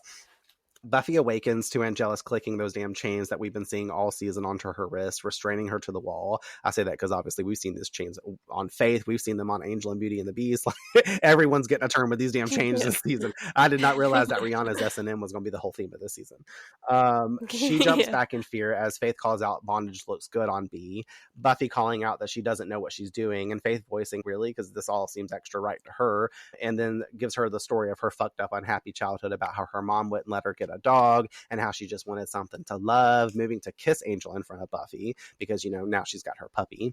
Also saying that that dog was all she wanted, you know, that and toys, unveiling a set of surgical tools on the table before her. I'm like, I ain't got no time for all this, because this is like 14 different implements, and I'm like, so you're gonna slow torture Buffy? Like, what is the goal here? To kill her slowly? Like, you hate her that much that you want to do all this? Like, just let Angel kill her, turn her into a vampire, so that way now y'all have Buffy on y'all's team too. Like, I think that's what's so jarring about this. I'm like, Faith, like, you really want to like sit here and torture Buff? Like, what? Like, would she actually go through with it fully, or would she start and feel bad? Like, I have a lot of questions about that. I don't know, but I'm like, I feel like if Angel was there as Angelus, truly, yeah, she I don't would, know. maybe. I feel like she would. I feel like she would take it far because she would have another evil like support system, basically, to like keep encouraging her to go further and be more like cringe and vile and all those things, because like we said earlier, Angelus has no bounds. Like, he don't give a shit. He does not care. Even in the way that he's just acting like Angelus so perfectly said himself that he wants to slowly kill and torture Buffy. So obviously he's saying that in front of Faith, so Faith knows that's what's coming. So she, like, from the jump is this like, is how we're doing this, which makes sense they're because on that the same keeps Buffy page around a little bit more so versus them just eliminating her. It gives that more time to draw out in them to do what they're supposed to be doing while also working against the mayor and everybody. And I'm sure at some point they know that her friends will come, and so that lures them in, and all these other things. So it's like the longer they have her and toy with her, the more advantage they kind of have over everything else. Yeah, we still get on the issue though of Faith, the fact that Faith would enact this out. When Courtney like low-key close your ears, and I'm not going to say anything, but I'm going to like pointedly tell Tabby, like, think of an episode of something else later on down the road, how Faith acts towards people and what she does to them and stuff like that. Like, there's no doubt in my mind that she would have done this to Buffy right here and wouldn't know who But it is. even still, then it was like, I don't. It's hard to not like get into that. But I'm even still, then I'm like, that was like, I don't know. I can't say that. But anyway, like, I think that's so true, Courtney, because like, I think it's such a hard thing to like swallow, because I'm like, oh, like, really? Would she like really torture? But I mean, everything's leading up to that point. But I'm like, I think she's been proven to be in such a moldable place right now that whatever influence she has right now, she'll run with it, truly. Whoever's going to give her validation for her evil and twisted thoughts right now, she's going to do whatever they want. Yeah. So, like, I mean, that's the whole reason why the mayor swooped in. That's the whole, like, genuine grooming thing that's happening right now. Whereas, like, I mean, there's a lot to say about, like, well, like, if the mayor didn't come in, would she have gone down a better path? We're getting Buffy, close to my whole rant thing that I've written out. And sorry. But listen, this directly. I'm like, oh, interesting. Ties in with that in certain ways, though. So that's going to be so perfect. I'm glad this is coming up naturally, because this is what got my mind sparking. So I'm loving that y'all are on the same page already without even knowing what I have written. Totally. Again, like, this episode is so deep. I'm sitting there going, like, well, what if this? But then is she thinking this? Like, it sparks think a of what lot she says to Buffy in a conversation. second when she's like, not only like think of that when your boyfriend's cutting into you, but she's like, if you're a screamer, feel free. You know what I mean? Like, part of it comes off as theatrical, sure, the queer but coding. at the same and that as well. But like on the other half of it, like, that's why I really do think Faith would initiate it. But I'm part of me does see like a small percentage of you being like, I think she would get halfway through it and be like, what am I doing to this girl? You know what I mean? Like kind of the blood on your hands situation. Like, maybe she would back out a little bit, maybe let Angel take over because it might hit her in some weird way, since her mind seems to be a little flippy floppy. With her, like, should I, shouldn't I, good or bad? You know what I mean? Like, I definitely do think she would start it. 100%. I don't think that she wouldn't not start especially it. if Buffy keeps pissing her off with that mouth. Oh, for sure. Yeah, for sure. Speaking of Buffy, though, she speaks up and tries to convince Faith that once Angel's done with her, he will most likely turn on her because he's a killer. Him agreeing with a smirk, that's right, I probably will. Which I love. I love all his little jabs that he gets in right here. Faith squints at him to surmise that they will just have to keep Buffy around a bit longer then, make her torturing slow, moving to get in Buffy's face to say screaming is an acceptable form of, torture, like expected. And if she wants to, then they can get started with the torture, putting one of those tools a bit close to her face. Buffy questioning why, what's in it for her, and what isn't. Faith starts giving a grand speech we've all been expecting at this point. I come to Sunnydale. I'm a slayer. I do my job kicking ass better than anyone. What do I hear about everywhere I go? Buffy. So I slay. I behave. I do the good little girl routine. And who does everybody think? Buffy. That's not my fault. Everyone always asks, why can't you be more like Buffy? But did anyone ever ask if you could be more like me? No, I didn't. Faith's face whenever she asks, did anybody ask if you could be more like me? And he goes, I know I sure didn't. I wrote my notes. I said, this guy's a fucking dick, and I love it. But again, like, it works for both Angel and Angelus, because Angelus does not care, It doesn't. you know? But it's funny because when you see it on the layer, this is Angel. Angel's back. This is where he's starting to be like, I know we're going to get our information soon. I'm starting to like double down on my asshole nature. Well, Faith goes on that Buffy gets the Watcher, she gets the mom, the little Scooby gang, and she got Jack fucking Squat, and how this was supposed to be her town as she shoves Buffy's shoulder, walking back to the weapons. And here's where Buffy says, that's not my fault. And you're right, Buffy, it's not. Oh, her face and the way she says that, gut-wrenching. I was like, oh, yes, that's not my fault. Like, the way she says it. This moment, though, is so good because we finally see some of that buried emotion that Faith had come spilling out. That there's been this like quiet resentment building all season toward Buffy, toward the idea of what being a Slayer is supposed to mean, and it's all rooted in Faith once again feeling like she's not the special one. We also get that little piece of backstory about Faith's mom being an alcoholic who wouldn't even let her have a pet just so she could have something to love. That detail there says everything that goes into like Faith's mentally and emotional, like everything that's like been happening on her side of things growing up and all of that.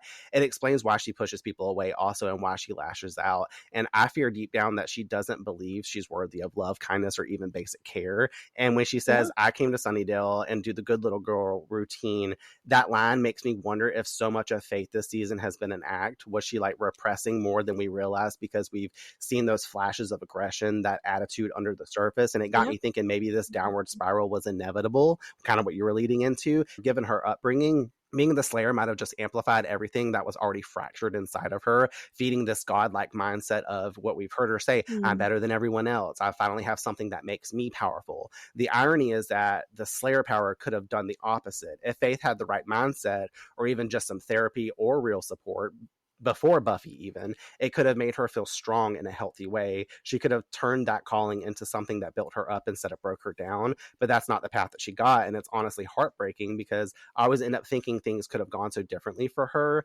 And that's not to say that she wasn't genuinely trying either, because she did come in and attempt to do what was right until people like Gwendolyn Post corrupted her, or she felt the gang wasn't playing in her favor on her side, or worse, when she accidentally killed a human. All points that led us here in the grander scheme of things. But, and then by consequences, she was just very much turning out of control. And this is where we landed with Faith. Also, this is the part where I was talking about, like, I went on a whole rabbit hole into psychology to figure out some things about Faith. And this is like where I landed. Yeah. She's deeply interesting. When you look at Faith through a psychological lens, it all makes sense why she's becoming this way. Growing up with an alcoholic, emotionally absent mom left her with deep attachment wounds. She's learned early on that love isn't safe, that vulnerability leads to pain, and that she can only rely on herself. And that kind of upbringing often leads to what's called an avoidant attachment style, where independence becomes a shield, not empowerment. And so when she becomes a Slayer, that shield just gets reinforced. The power gives her something she's never had, like more value, more identity, and control, but it's all external. Underneath, she's still that kid who doesn't believe she's worthy of being loved, and that's why Buffy gets under her skin so much. Buffy represents everything that Faith secretly wants: connection, stability, belonging. But since she doesn't know how to process that longing, her brain flips it into competition and resentment against Buffy, and it's easier to then hate Buffy than to face what she's missing. Like, all of the bravado and I'm God energy, like, that's not true confidence. It's more compensation, and it's a trauma response. Faith's aggression, like her defiance, and even like the cruelty that she expresses, all are ways of staying in control, because if she's the one who hurts first, then she can't be hurt. And that's her survival strategy. Like, you see that echo out through all kinds of relationships and people and experiences, like, especially when you live like around narcissists or people that have had bad upbringings or whatever, like it reflects in the real world just as much as it does this show. And I feel like what we're watching here is someone who never got a chance to integrate power with self-worth.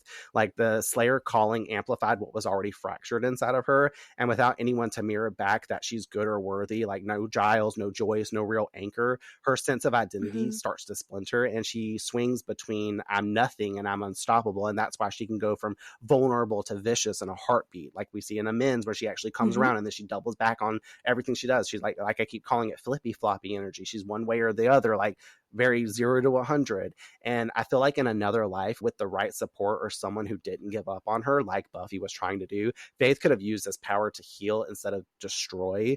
And the Slayer calling could have become restorative instead of corrosive to her, because her trauma runs the show now. And every time she lashes out, it's really the same old wound screaming, I'm not enough, you know?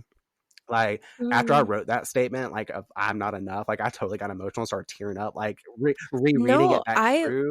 goosebumps, Brandon. That I was was like, really holy shit. Like, good. I sit there forever. I talked to Anna Yeah. about this a little bit. I live with a therapist. And I was like, I broke down a little bit. And so I was like, here's this girl. And I had been talking to her back since Bad Girls about little different things. And I went to her again. And I was like, what would you, there's the cat feeder. Time for the cats to get fed. That hasn't happened in a while.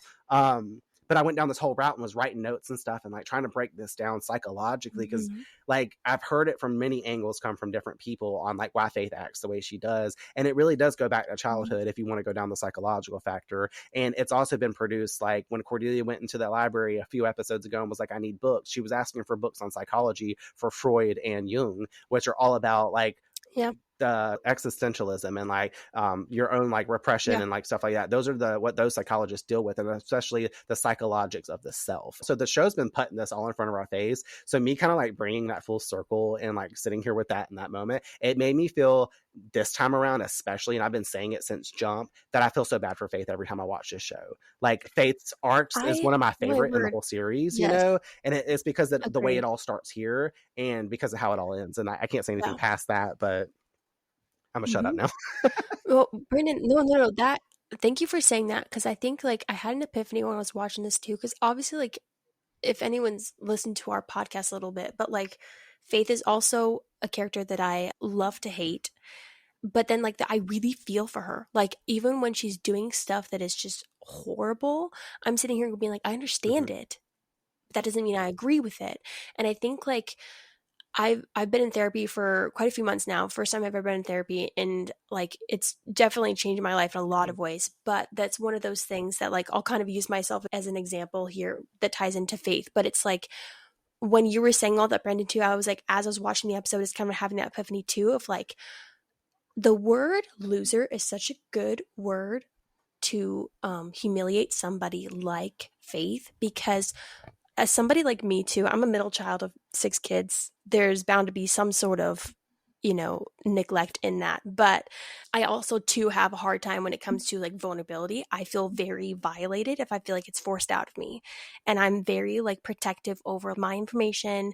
I need to be able to share stuff or open up when we agree ready. with And you. I can tell you, I can speak for Courtney. We immediately I get resonate really with that. mad if I feel like it's coerced out of me. I'm a middle child too, so I get it.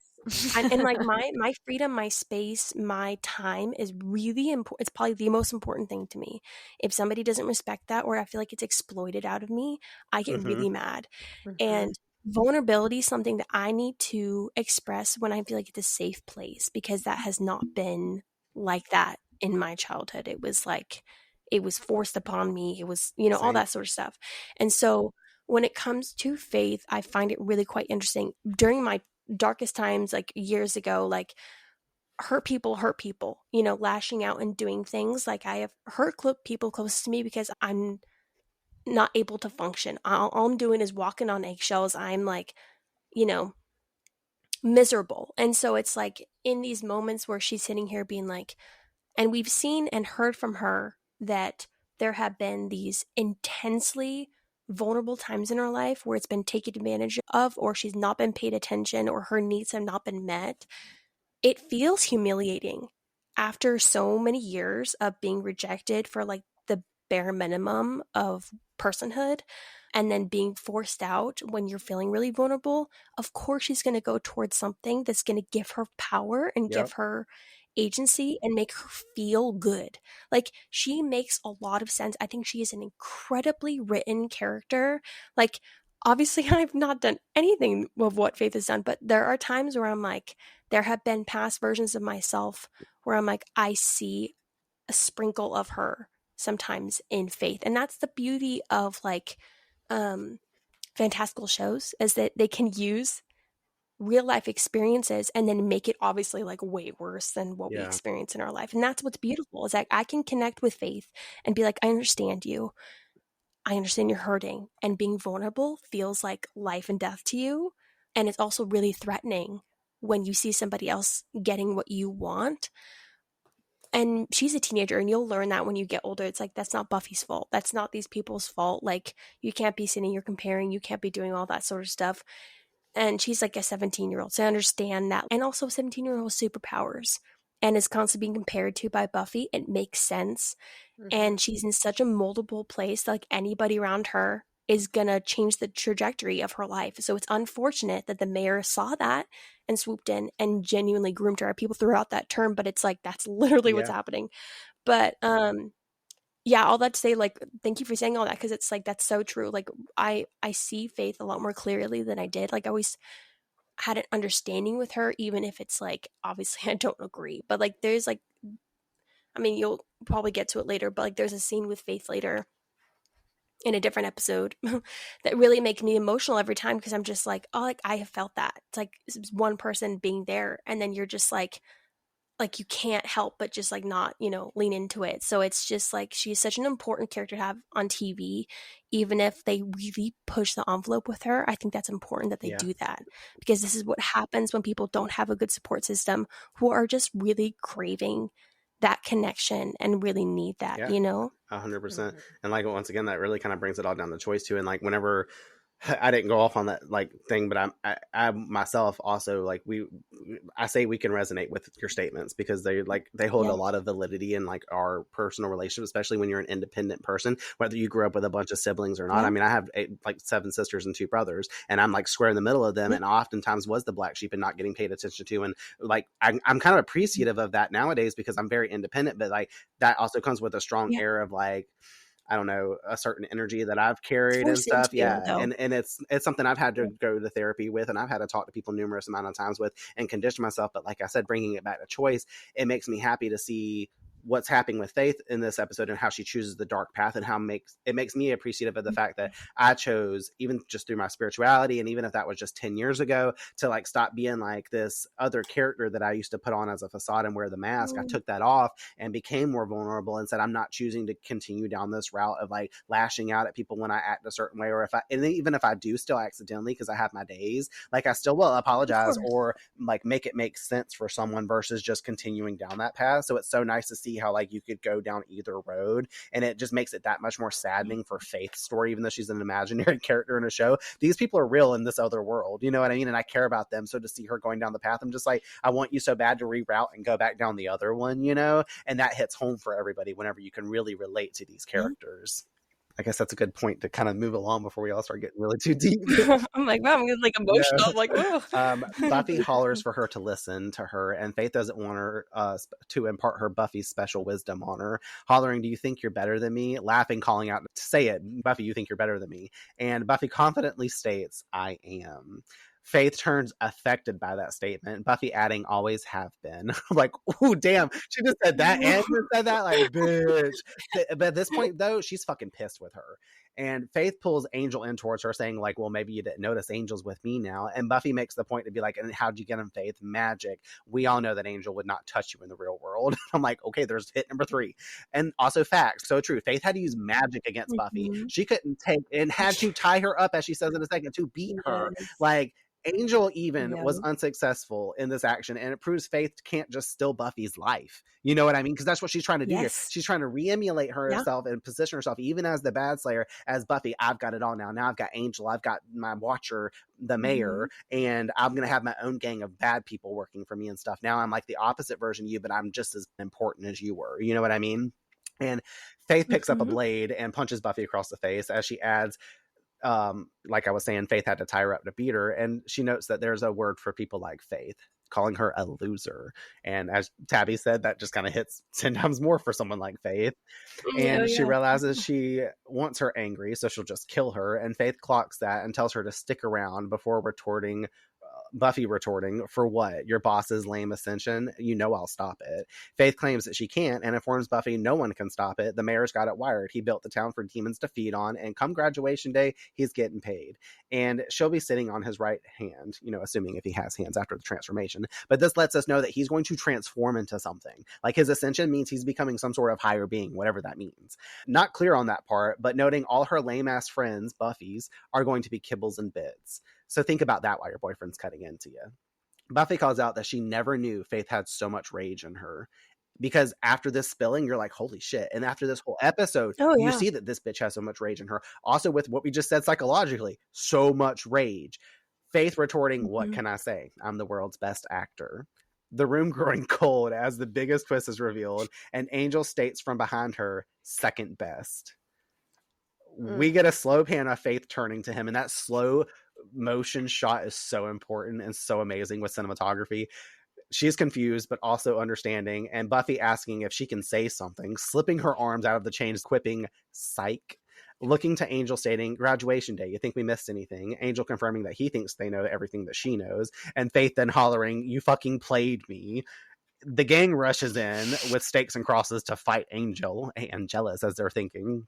And Buffy and Faith start to duel, the two coming to short blows. Buffy grabbing the same mirrored knife. I want to point out, she grabs the secondary knife that looks the exact same as the one Faith's been holding off that table. Great scene. And they're kneeling before each other, both holding them at each other's throats. Faith asking, what are you going to do? Kill me? If you do, you become me, and you're not ready for that. Giving her a kiss on the forehead, aggressively stating, not yet, and running out of the room. Willow then, as I said, number one best friend coming over to fucking Buffy's aid to ask if she's okay, and Buffy's just staring at Angel, visibly upset. That look, I was like, such a big moment, like, and it's so layered. Like, Courtney at this moment, like after the Angel stuff happened, she literally quoted, she's like, I'm obsessed with Angel, I was so scared. But she also started clapping, like, and like doing this type of shit, like rooting. I was like, let's go. Like, she was so excited that this happened. And obviously I want to get into your thoughts on like the surprise twist, Courtney, but before that, I want to say Buffy staring off towards Angel and having to do this, like, I feel like it's layered, and it's not just the fact that she had to witness this stuff with Angel. She also, now she's lost her friend. Like, she was trying to help this girl, and she knows she can't go that distance. It's kind of like where she had to make that decision. She wasn't going to slice Faith's neck. She could have, and that would have stopped a lot of what's to come and future problems and things like that. But she didn't. So it puts this like huger weight on her shoulders, but it also shows that, like, even though she's going through all of this stuff, she's still experiencing so much loss as a Slayer. And once again, another day-to-day life, like, her life is pure shit. You know what I mean? Like, she does not have like good instances happening to her on a regular basis. Like, and then also, this is the worst of the worst that could have happened this episode. She's had Angel act like he's Angelus all the episode. And like we've all been pointing out, and I just said again, she's basically lost Faith as a friend at this point, and they've lost Faith as a lying person to their group, to their efforts on the side of good. But like I said, Courtney, like, what did you think about this surprise twist? Oh my god, I was so relieved, you guys. Like, oh goodness. The fact that they started this whole thing with the idea of Angelus being back just like put way too dark of a tone on everything, where I was like, no, we can't have a repeat of like everyone getting their neck snapped and whatever the fuck else is like in store. So I just, and like we said, even about Buffy being re-traumatized with how quickly Angel's able to snap into this character of Angelus, like, it's the same thing for a viewer to kind of even have that possibility thrown in your face of like, well, the rest of the show is absolutely torturous and fucked because we know what this means, even if like some miracle happens, whatever. So it was kind of the perfect way to pull things back together and not have that be real, because obviously we would have had to have gone on some like elaborate ass journey, and someone would have had to sacrifice their soul or something to get Angel back like in normal format. So I was so relieved. It was just like the best thing that could have happened at the end of any episode ever. But the fact that Angel's acting was so on point, and that the dialogue that they placed within that scene to just have it unfold so perfectly, and him being like second best, you know, and I'm just like, oh my god, and that being enough. That's like enough diva, said, like, and I love moment. He's like, bitch, you ain't nothing to me. Exactly. Yeah. And I just love those moments that deliver with such like simplicity, you know, like he didn't have to over explain anything. You got caught up. Everyone was on the same page right away. It was just like him punching Xander in the face. Like, it was such a little thing. And it was so sly, you know, but it was just like, it changed the trajectory of the rest of the show. Him punching Xander had him be the messenger for Angelus's reveal to everyone else in the group. So this being such a sly little comment to work into the dialogue that gives you this great reveal, to where even Faith herself within a split second is like, oh fuck, I know exactly what's going on. You know, it's just like so genius, and I loved it. And so on top of just loving Angel all over again and being relieved. I just thought it was genius for the show to do exactly what they did with this episode. So, Angel said he's going out this season with a bang. For real. Yeah. Like, if Angelus did come back, there's no way to redeem Angel on Buffy after that. Like, 2 times in a row, like, it was hard enough. And then it would just be like beating a dead horse, because then you would just anticipate like nothing could ever be wrong and stay wrong on the show. You know? No, I'm with you. Like, oh man, I'm so happy that they decided not to bring him back. Just because, I mean, like, when you watch the episode, you're more shocked because it happens like a good like third into the episode when that happens. So you're kind of like shell shocked. You're like, I did not see this in the beginning of the episode, and so you're more so like, what is happening? Because it's like rapid fire after that, and so you're still trying to process. So the way that they paced it was well done for it to be kind of like a flip at the end. You're right. Yeah. Angelus was coming back, I feel like it would be so catastrophic, and it would be like he'd have to die like that episode, you know? I feel like that would be the point. A lot of viewers honestly may have stopped watching the show if they took that as like the actual plot line and then carried that through. I feel like a lot of like coming into the next episode and seeing Angelus just like wreaking more havoc, I'd be like, I'm over it. Like, and I'm he's not gonna watching possibly the show. pair it with Faith. Like, I ain't got time for that. So I'm glad that this turned out the way it was. Yeah. Like, so clever. Yeah, it would just turn like, it's fine to get a taste of those characters that you'd love to hate for like a single episode or two, or even like how they threw like Drusilla and Spike in. Like, that was you were enough, about to say Drew, you know what I mean? I heard that. But it's kind of, it's just one of those things where it's like that level of hatred with the characters that are so at the core of the episode and of the show in general, and that you actually love, especially when the two people are, you know, like, we're used to kind of hating Faith and not really hating her, but you have like a dislike toward her, distaste for her, whatever you want to call it. It's just enough to make you not be so sure. But with Angel, there's all this, like, when he's Angel, he's perfect, you know? And even in the dark contrast of seeing Angelus as really Angelus, it's enough to really piece together this beautiful character of who he is. But yeah, I don't know. It would have taken like way too dark of a turn, especially because him paired with Faith is just so specific, and I feel like we would have all been just it would have been like rage bait. Oh yeah. And I think it works in this episode too, because it's not just Angelus being resurrected. It's like, okay, we're distracted because Faith is also really leaning into her villain arc. And then also, like, there's just a lot going on, so it works. If it was just Angelus tease in an episode and they're like, just kidding, I'd be like, okay, this is stupid, like a pointless episode. Like, you got me riled up for nothing. But like, this actually brings us into like the last, you know, few episodes in the season. Like, this really kickstarts so that. great. Like, if okay, Faith is like really going down that route, which is just excellent done. Courtney has so much to like look forward to, truly, and that's something I was thinking while we were talking about it, just listening to her talk about it, and like also getting to watch her witness it. Like, we all wish we could go back and kind of review this the first time, and I'm kind of getting to string of episodes. Like, it's so nice, especially like I'm saying, watching her reactions to some of them too, like in real time. It's nice because then I'm like, oh my god, I'm experiencing what she like. I get to see it again. It's kind of like watching it for the first time again when you're watching your friend watch it, especially somebody you care so much about it. So it's awesome. Have you watched the next episode yet? No, we're watching. I think we're going to watch it on like Monday or Tuesday morning, since we're not recording those days. Like, we're pushing it out. So we're going to watch that one together, like I said, because I want to watch her react to something. But then we're not going to watch episode 19, or we've already seen the prom together. Me and her watched that when we did the Buffy prom up in New York. Like, we watched the first 2 episodes and the prom because she had never seen the prom episode. So like, it's going to be funny because like, she doesn't remember anything from it really, but when she watches it, she might remember some pieces, but she had nothing to go off of. So that's kind of like those one-up episodes. Like, a lot more is going on. They are talking about the mayor and his ascension in the prom, but it's not so much of like a big reveal, other than like some other stuff that goes down, which I don't want to remind her of. But those are the only 3 episodes she had seen. So we're going to obviously watch the 2-parter together and stuff like that as well, and finish that out. I'm trying to finish this up. We only got a little bit more to go. Over at the library, Giles stands in the stacks with the sorcerer guy and the gang seated down below at the tables, and he's thanking the sorcerer that he came to him and putting on that effective light show, letting us know that, you know, they've been in digs with each other. And the sorcerer claims that his debt to Giles is now repaid and he shall never call on him again. Giles agrees, and he disappears into the shadows. And this is where I wrote, because this is the second time he did this episode, I was like, this is how I always want to make my exits whenever I go to leave places. I just want to back into the shadows and disappear. And disappear.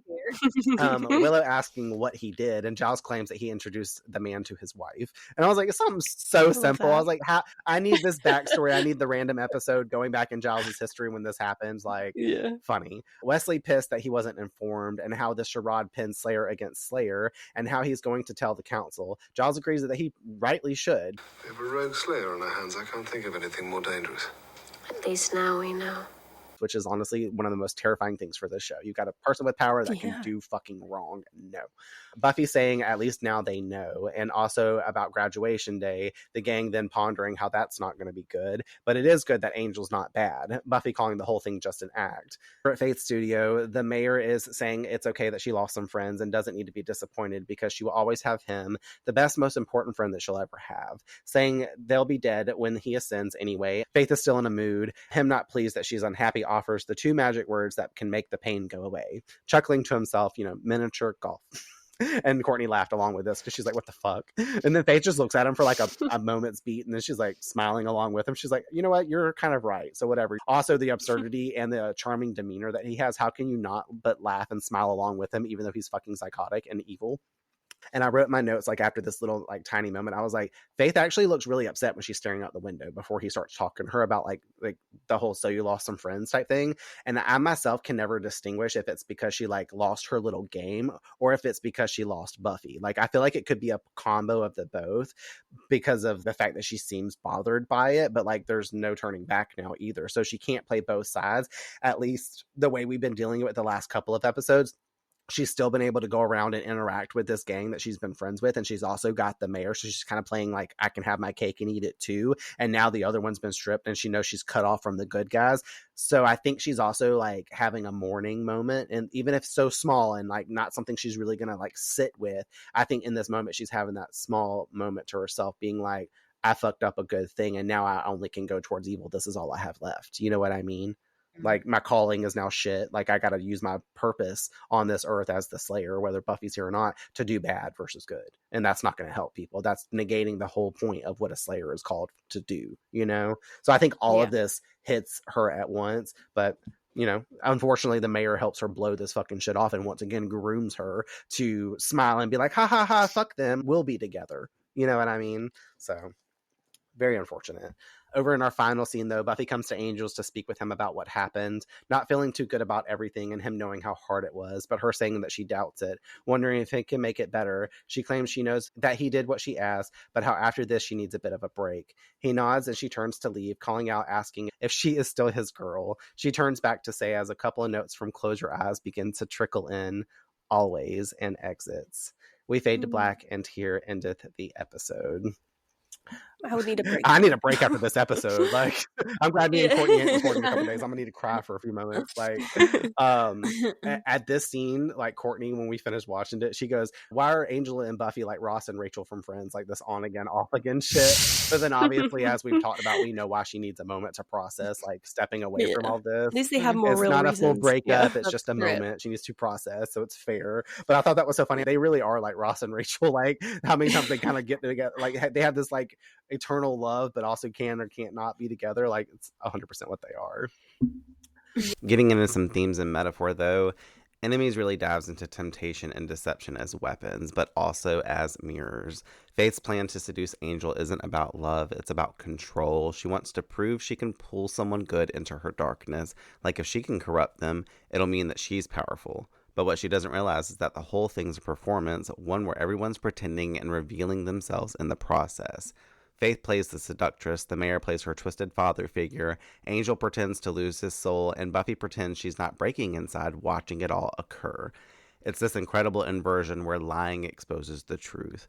For Faith, this is the point of no return. Her jealousy and self-hatred finally outweigh everything else. She thinks turning Angel will give her an edge over Buffy, but when the ruse collapses, she's left staring at the one thing that she can't face, that Buffy still cares, and that she's alone by choice now. What's striking is how the episode handles morality in shades instead of absolutes. Faith wants things simple. She's bad now, done caring because the gray hurts too much. But Buffy can live in that gray. She can lie, manipulate, and still hold integrity because her intent is rooted in love. That's what makes her the stronger Slayer. She can do what's necessary without losing herself to it. And That father dynamic really seals it. The mayor gives Faith the illusion of love, a safe place to land, but it's transactional. It's comfort in exchange for obedience. Meanwhile, Giles and Buffy's bond is built on truth, even when it hurts. One relationship feeds dependence, the other encourages growth, and that's the difference that defines their fates. Angel's fake turn tests Buffy too. She has to sit in the same room with her trauma, with the man she loves acting like the monster who once destroyed her, and she stays grounded. It's brutal, but it shows her evolution. She's not the girl from Becoming anymore. She's learned how to face darkness without becoming a part of it. And by the end, Enemies becomes a reflection of everyone's shadow. Buffy and Faith, Giles and the Mayor, Angel and Angelus. It's all mirrors. And when the mask drops, Faith's tragedy isn't that she's evil. It's that she's lost herself trying to be someone else's idea of power. Let's go ahead and get in our final slays, though, because I do not have any Buffy fun facts. Final slays. Final slays. Juicy Faith. I had to find a way to put juicy in there again. What did you guys choose for your quotes for this episode? I feel like it was like one of the easiest episodes to find. Girl, I got like 5. All of like the final slays. I know. I'm like, I literally put like honorable mention for all of them. She's like, I can't just choose one. I know. I put a bunch. For quotes, I put, I behave, I do the good little girl routine, and who does everybody think? Buffy. And then Buffy's like, that's not my fault. Like the way that she responds, it breaks my heart every time. Because it's like, that's true. And also she tried to help you. Like, I just think the performance of both of them, the bitterness out of Eliza Dushku, and then the way Sarah says it too, that like, quiet voice, the same way I meant to say it too. Whenever she says always to Angel, the way she kind of like cracks in her voice, vulnerability, it's so expressed well there. Like Sarah is chef's kiss. Oh yeah, and then the say it, you think you're better than me, I am, amazing. And then an honorable mention, in the real world, Angel would never touch you, and we both know it. I had to put that in there. All the juicy like clapbacks. She came with the shade. There was a lot of those. All mine are the funny ones. That's funny. What about you, Courtney? Yeah, mine are all funny too. I wanted you to go first. I'm gonna steal some of yours. I just know I know one of them. That's fine, but then you'll narrow my list down. My first one is when Giles is speaking to the demon wanting money for the books in the beginning, and he's like, "Whatever happened to the still beating heart of a virgin?" And then he goes on. And then he goes on later to say, like, any self-respecting demon should be living in a pit of filth and shit. Like, he's really upset by these demons out here trying to smuggle like some the classic books. Type.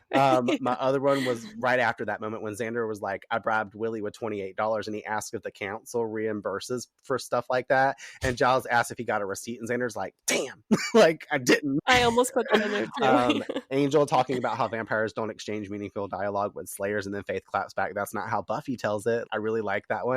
But then also when he tells Faith while she's straddling him, while she's there, he mostly wants her to wriggle. I was like, this freak is nasty. But also Angel knows how to play Angelus too well, because that's some shit Angelus would say. Like, I want you to, you're turning me on because you're riding my fucking pole right now and getting me a hardy. Like, yeah. I'm like, girl.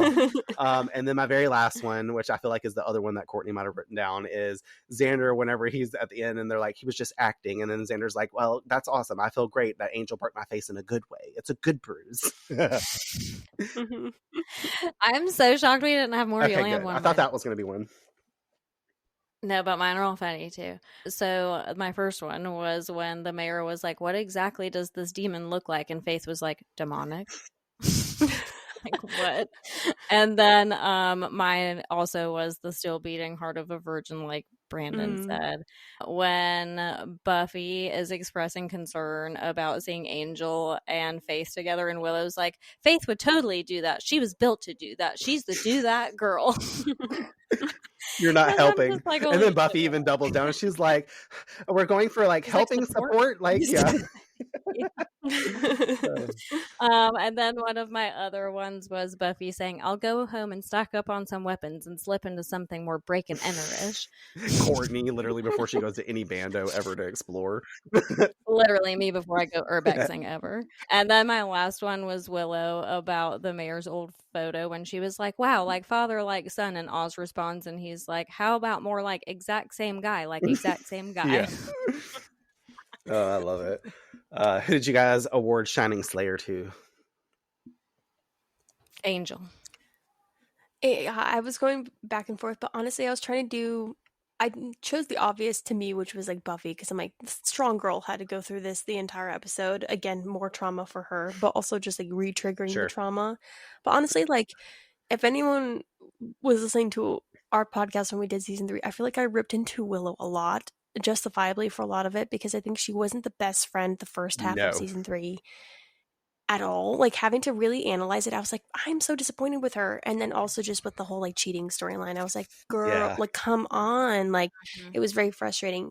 So I was like trying to give her flowers this episode, because I was like, she was like best friend times 10 this episode. She was like there for Buffy. She was like reading her like book, but then also saying the hard truths that Buffy was like being the good girl that she is, didn't want to say out loud.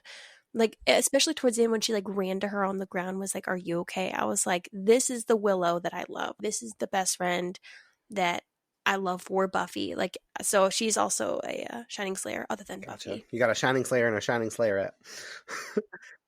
True. I chose the Sorcerer because he obviously knew Giles and came to him, and it's because of him that he was able to like give the good guys this needed info that they needed, like to help create this theatrical moment and stuff like that. So had he have not happened, and technically on a partner, that's why I was saying, I guess, like Giles is a second up, because just Giles having an affiliation with somebody paid off later down the road for something they didn't know was going to happen. Once again, plot driven, but at the same time, it worked out for everybody, because the Sorcerer immediately was like, hey, my friend lives in this town. Like, I'm obviously like a shaman or some kind of like person that can foresee stuff. So maybe I know that like this is going to like bode well, like not well for Giles and his group and stuff. So I'm going to go mention him and stuff like that. Or he pops into town and sees Giles because he happens to be called into town. He's like, I'm gonna go stop by and see my old friend Rupert.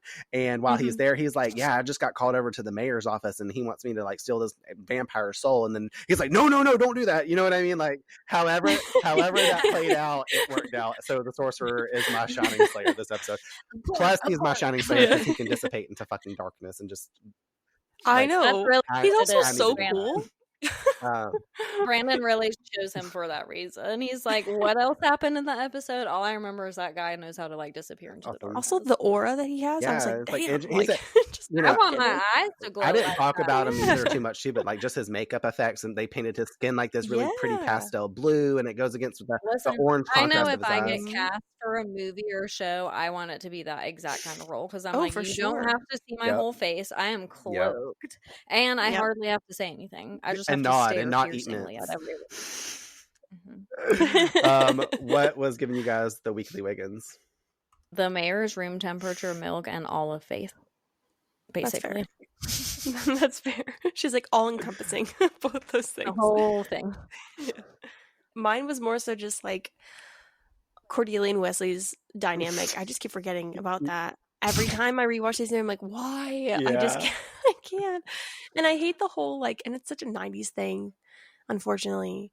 Where it's the whole, I know she's 18, but she's still a high schooler, and there's a power dynamic there. But also, like, I hate the whole, like, well, she pursued me first, and like her kind of like pursuing him hard. I'm like, I don't care. Like, you know what I mean? It's like when you're a teacher or you're in like a higher adult, you have to make the responsible decisions. Yeah. We saw how that played out with Natalie French. So. Yeah. That gave me the Wiggins. I was just thinking power differential, and then like the whole like dynamic of like teacher, like people like a school and I even think in that episode what gave me the weekly Wiggins is what Tabby is saying now, which was like the dynamic between teacher and student, and her like inviting students over to her house, and of course she was like doing it with the sole purpose of drugging them and whatever the fuck else. But like still like even to be in that position where it's like, what is even happening here, and why is anyone not taking a pause and being like, okay, probably not a good look to be having students at my house, or probably not a good look to be a student going to my teacher's house who's twice after my age, everything we've experienced, can we just admit that was simpler times? Like 100%. No, for real, very easy to dissect. It was simpler times, but also like, what the fuck.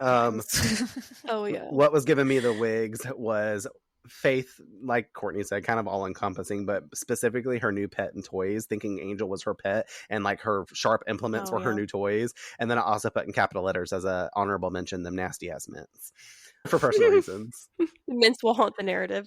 What did you guys choose for your Slade moment?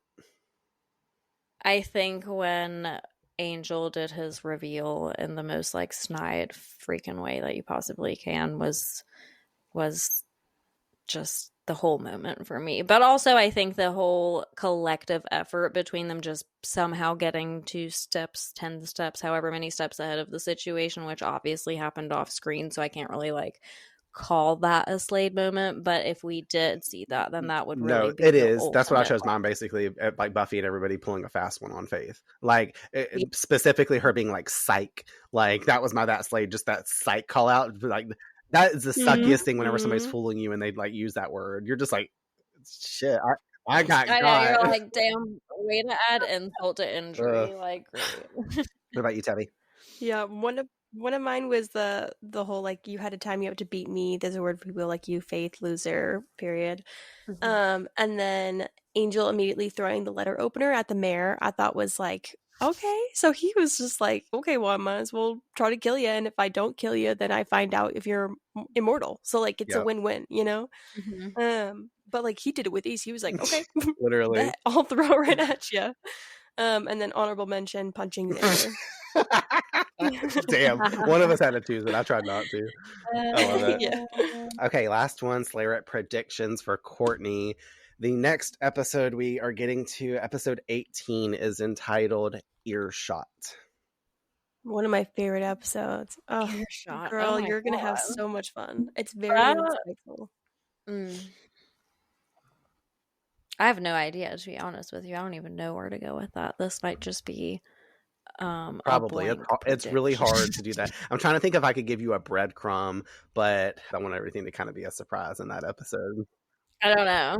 I will say we found out some things we haven't been like we've been holding on to for a while that you might not think that is like what I'm thinking about. It's like so small, like there's a big moment in this episode that's just gonna make you be like, oh shit, like and it's a real fun adventure for Buffy. I don't know. The word like secrets keep comes into my head, but I don't know if that even applies to this or not. So, but that's where I'm going to leave that because that's literally. I'll tell you, something's coming into someone's head and a lot of it. So we'll put it that way. Okay. All right, you guys. Well, that wraps up our coverage on this episode. Thanks for joining us in our discussion on enemies. Tell us how you all feel about Faith fully crossing sides and going up against Buffy. What did you think of her and Angel appearing together and how that tension plays out for Buffy emotionally? Did you love the ruse they pulled on Faith through that clever bit of deception that got them exactly what they needed? Let us know your thoughts and what stood out to you most about this episode. Thank you again, Tabby, for coming over to join this episode with us solo dolo, separate of her becoming Buffy lifestyle. It was my pleasure. Thanks for having me on, you guys. Yeah, I'm excited. We'll have to bring you back at some point. Obviously, we can do that in the future, along with having, you and your 2 sisters back on there once, the one's done having the baby and the other one's done living life regularly again. We'll drag y'all back in, especially once the new show comes out. We'll all meet up again at some point. Everyone, you can go listen to Tabby and her sisters, Sarah and Leah, revisit the show and analyze all 7 seasons of Buffy the Vampire Slayer over on Becoming Buffy, but wherever you get your podcast. We're officially down to the final episodes also of the season. So exciting, but also so crazy that we've blown through the season so fast. That's insane to me. Anyways, we will meet you all back here next week to discuss Earshot. I never knew you had so much rage in you. What can I say? I'm the world's best actor. Second best.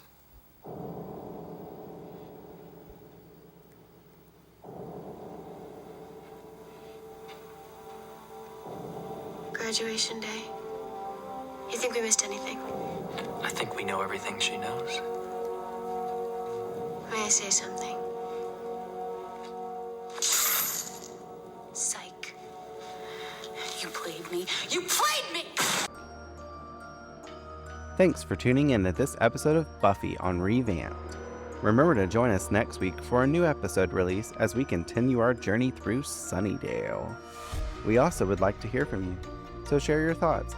Discuss with us your perspectives on this or previous week's episodes by following us on Instagram and sending us a DM at revamped_rewatch podcast. Or by emailing us at revampedrewatchpod@gmail.com.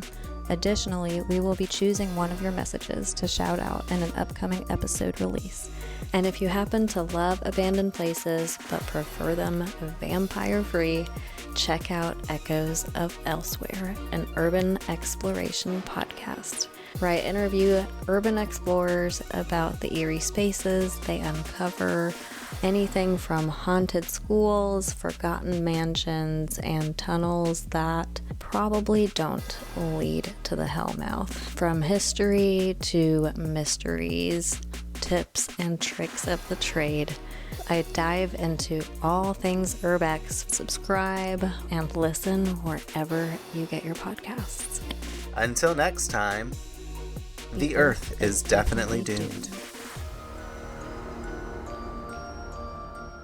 This podcast is dedicated to the Buffyverse, to its fans, and my sister, Tiffany Dawn Pearson.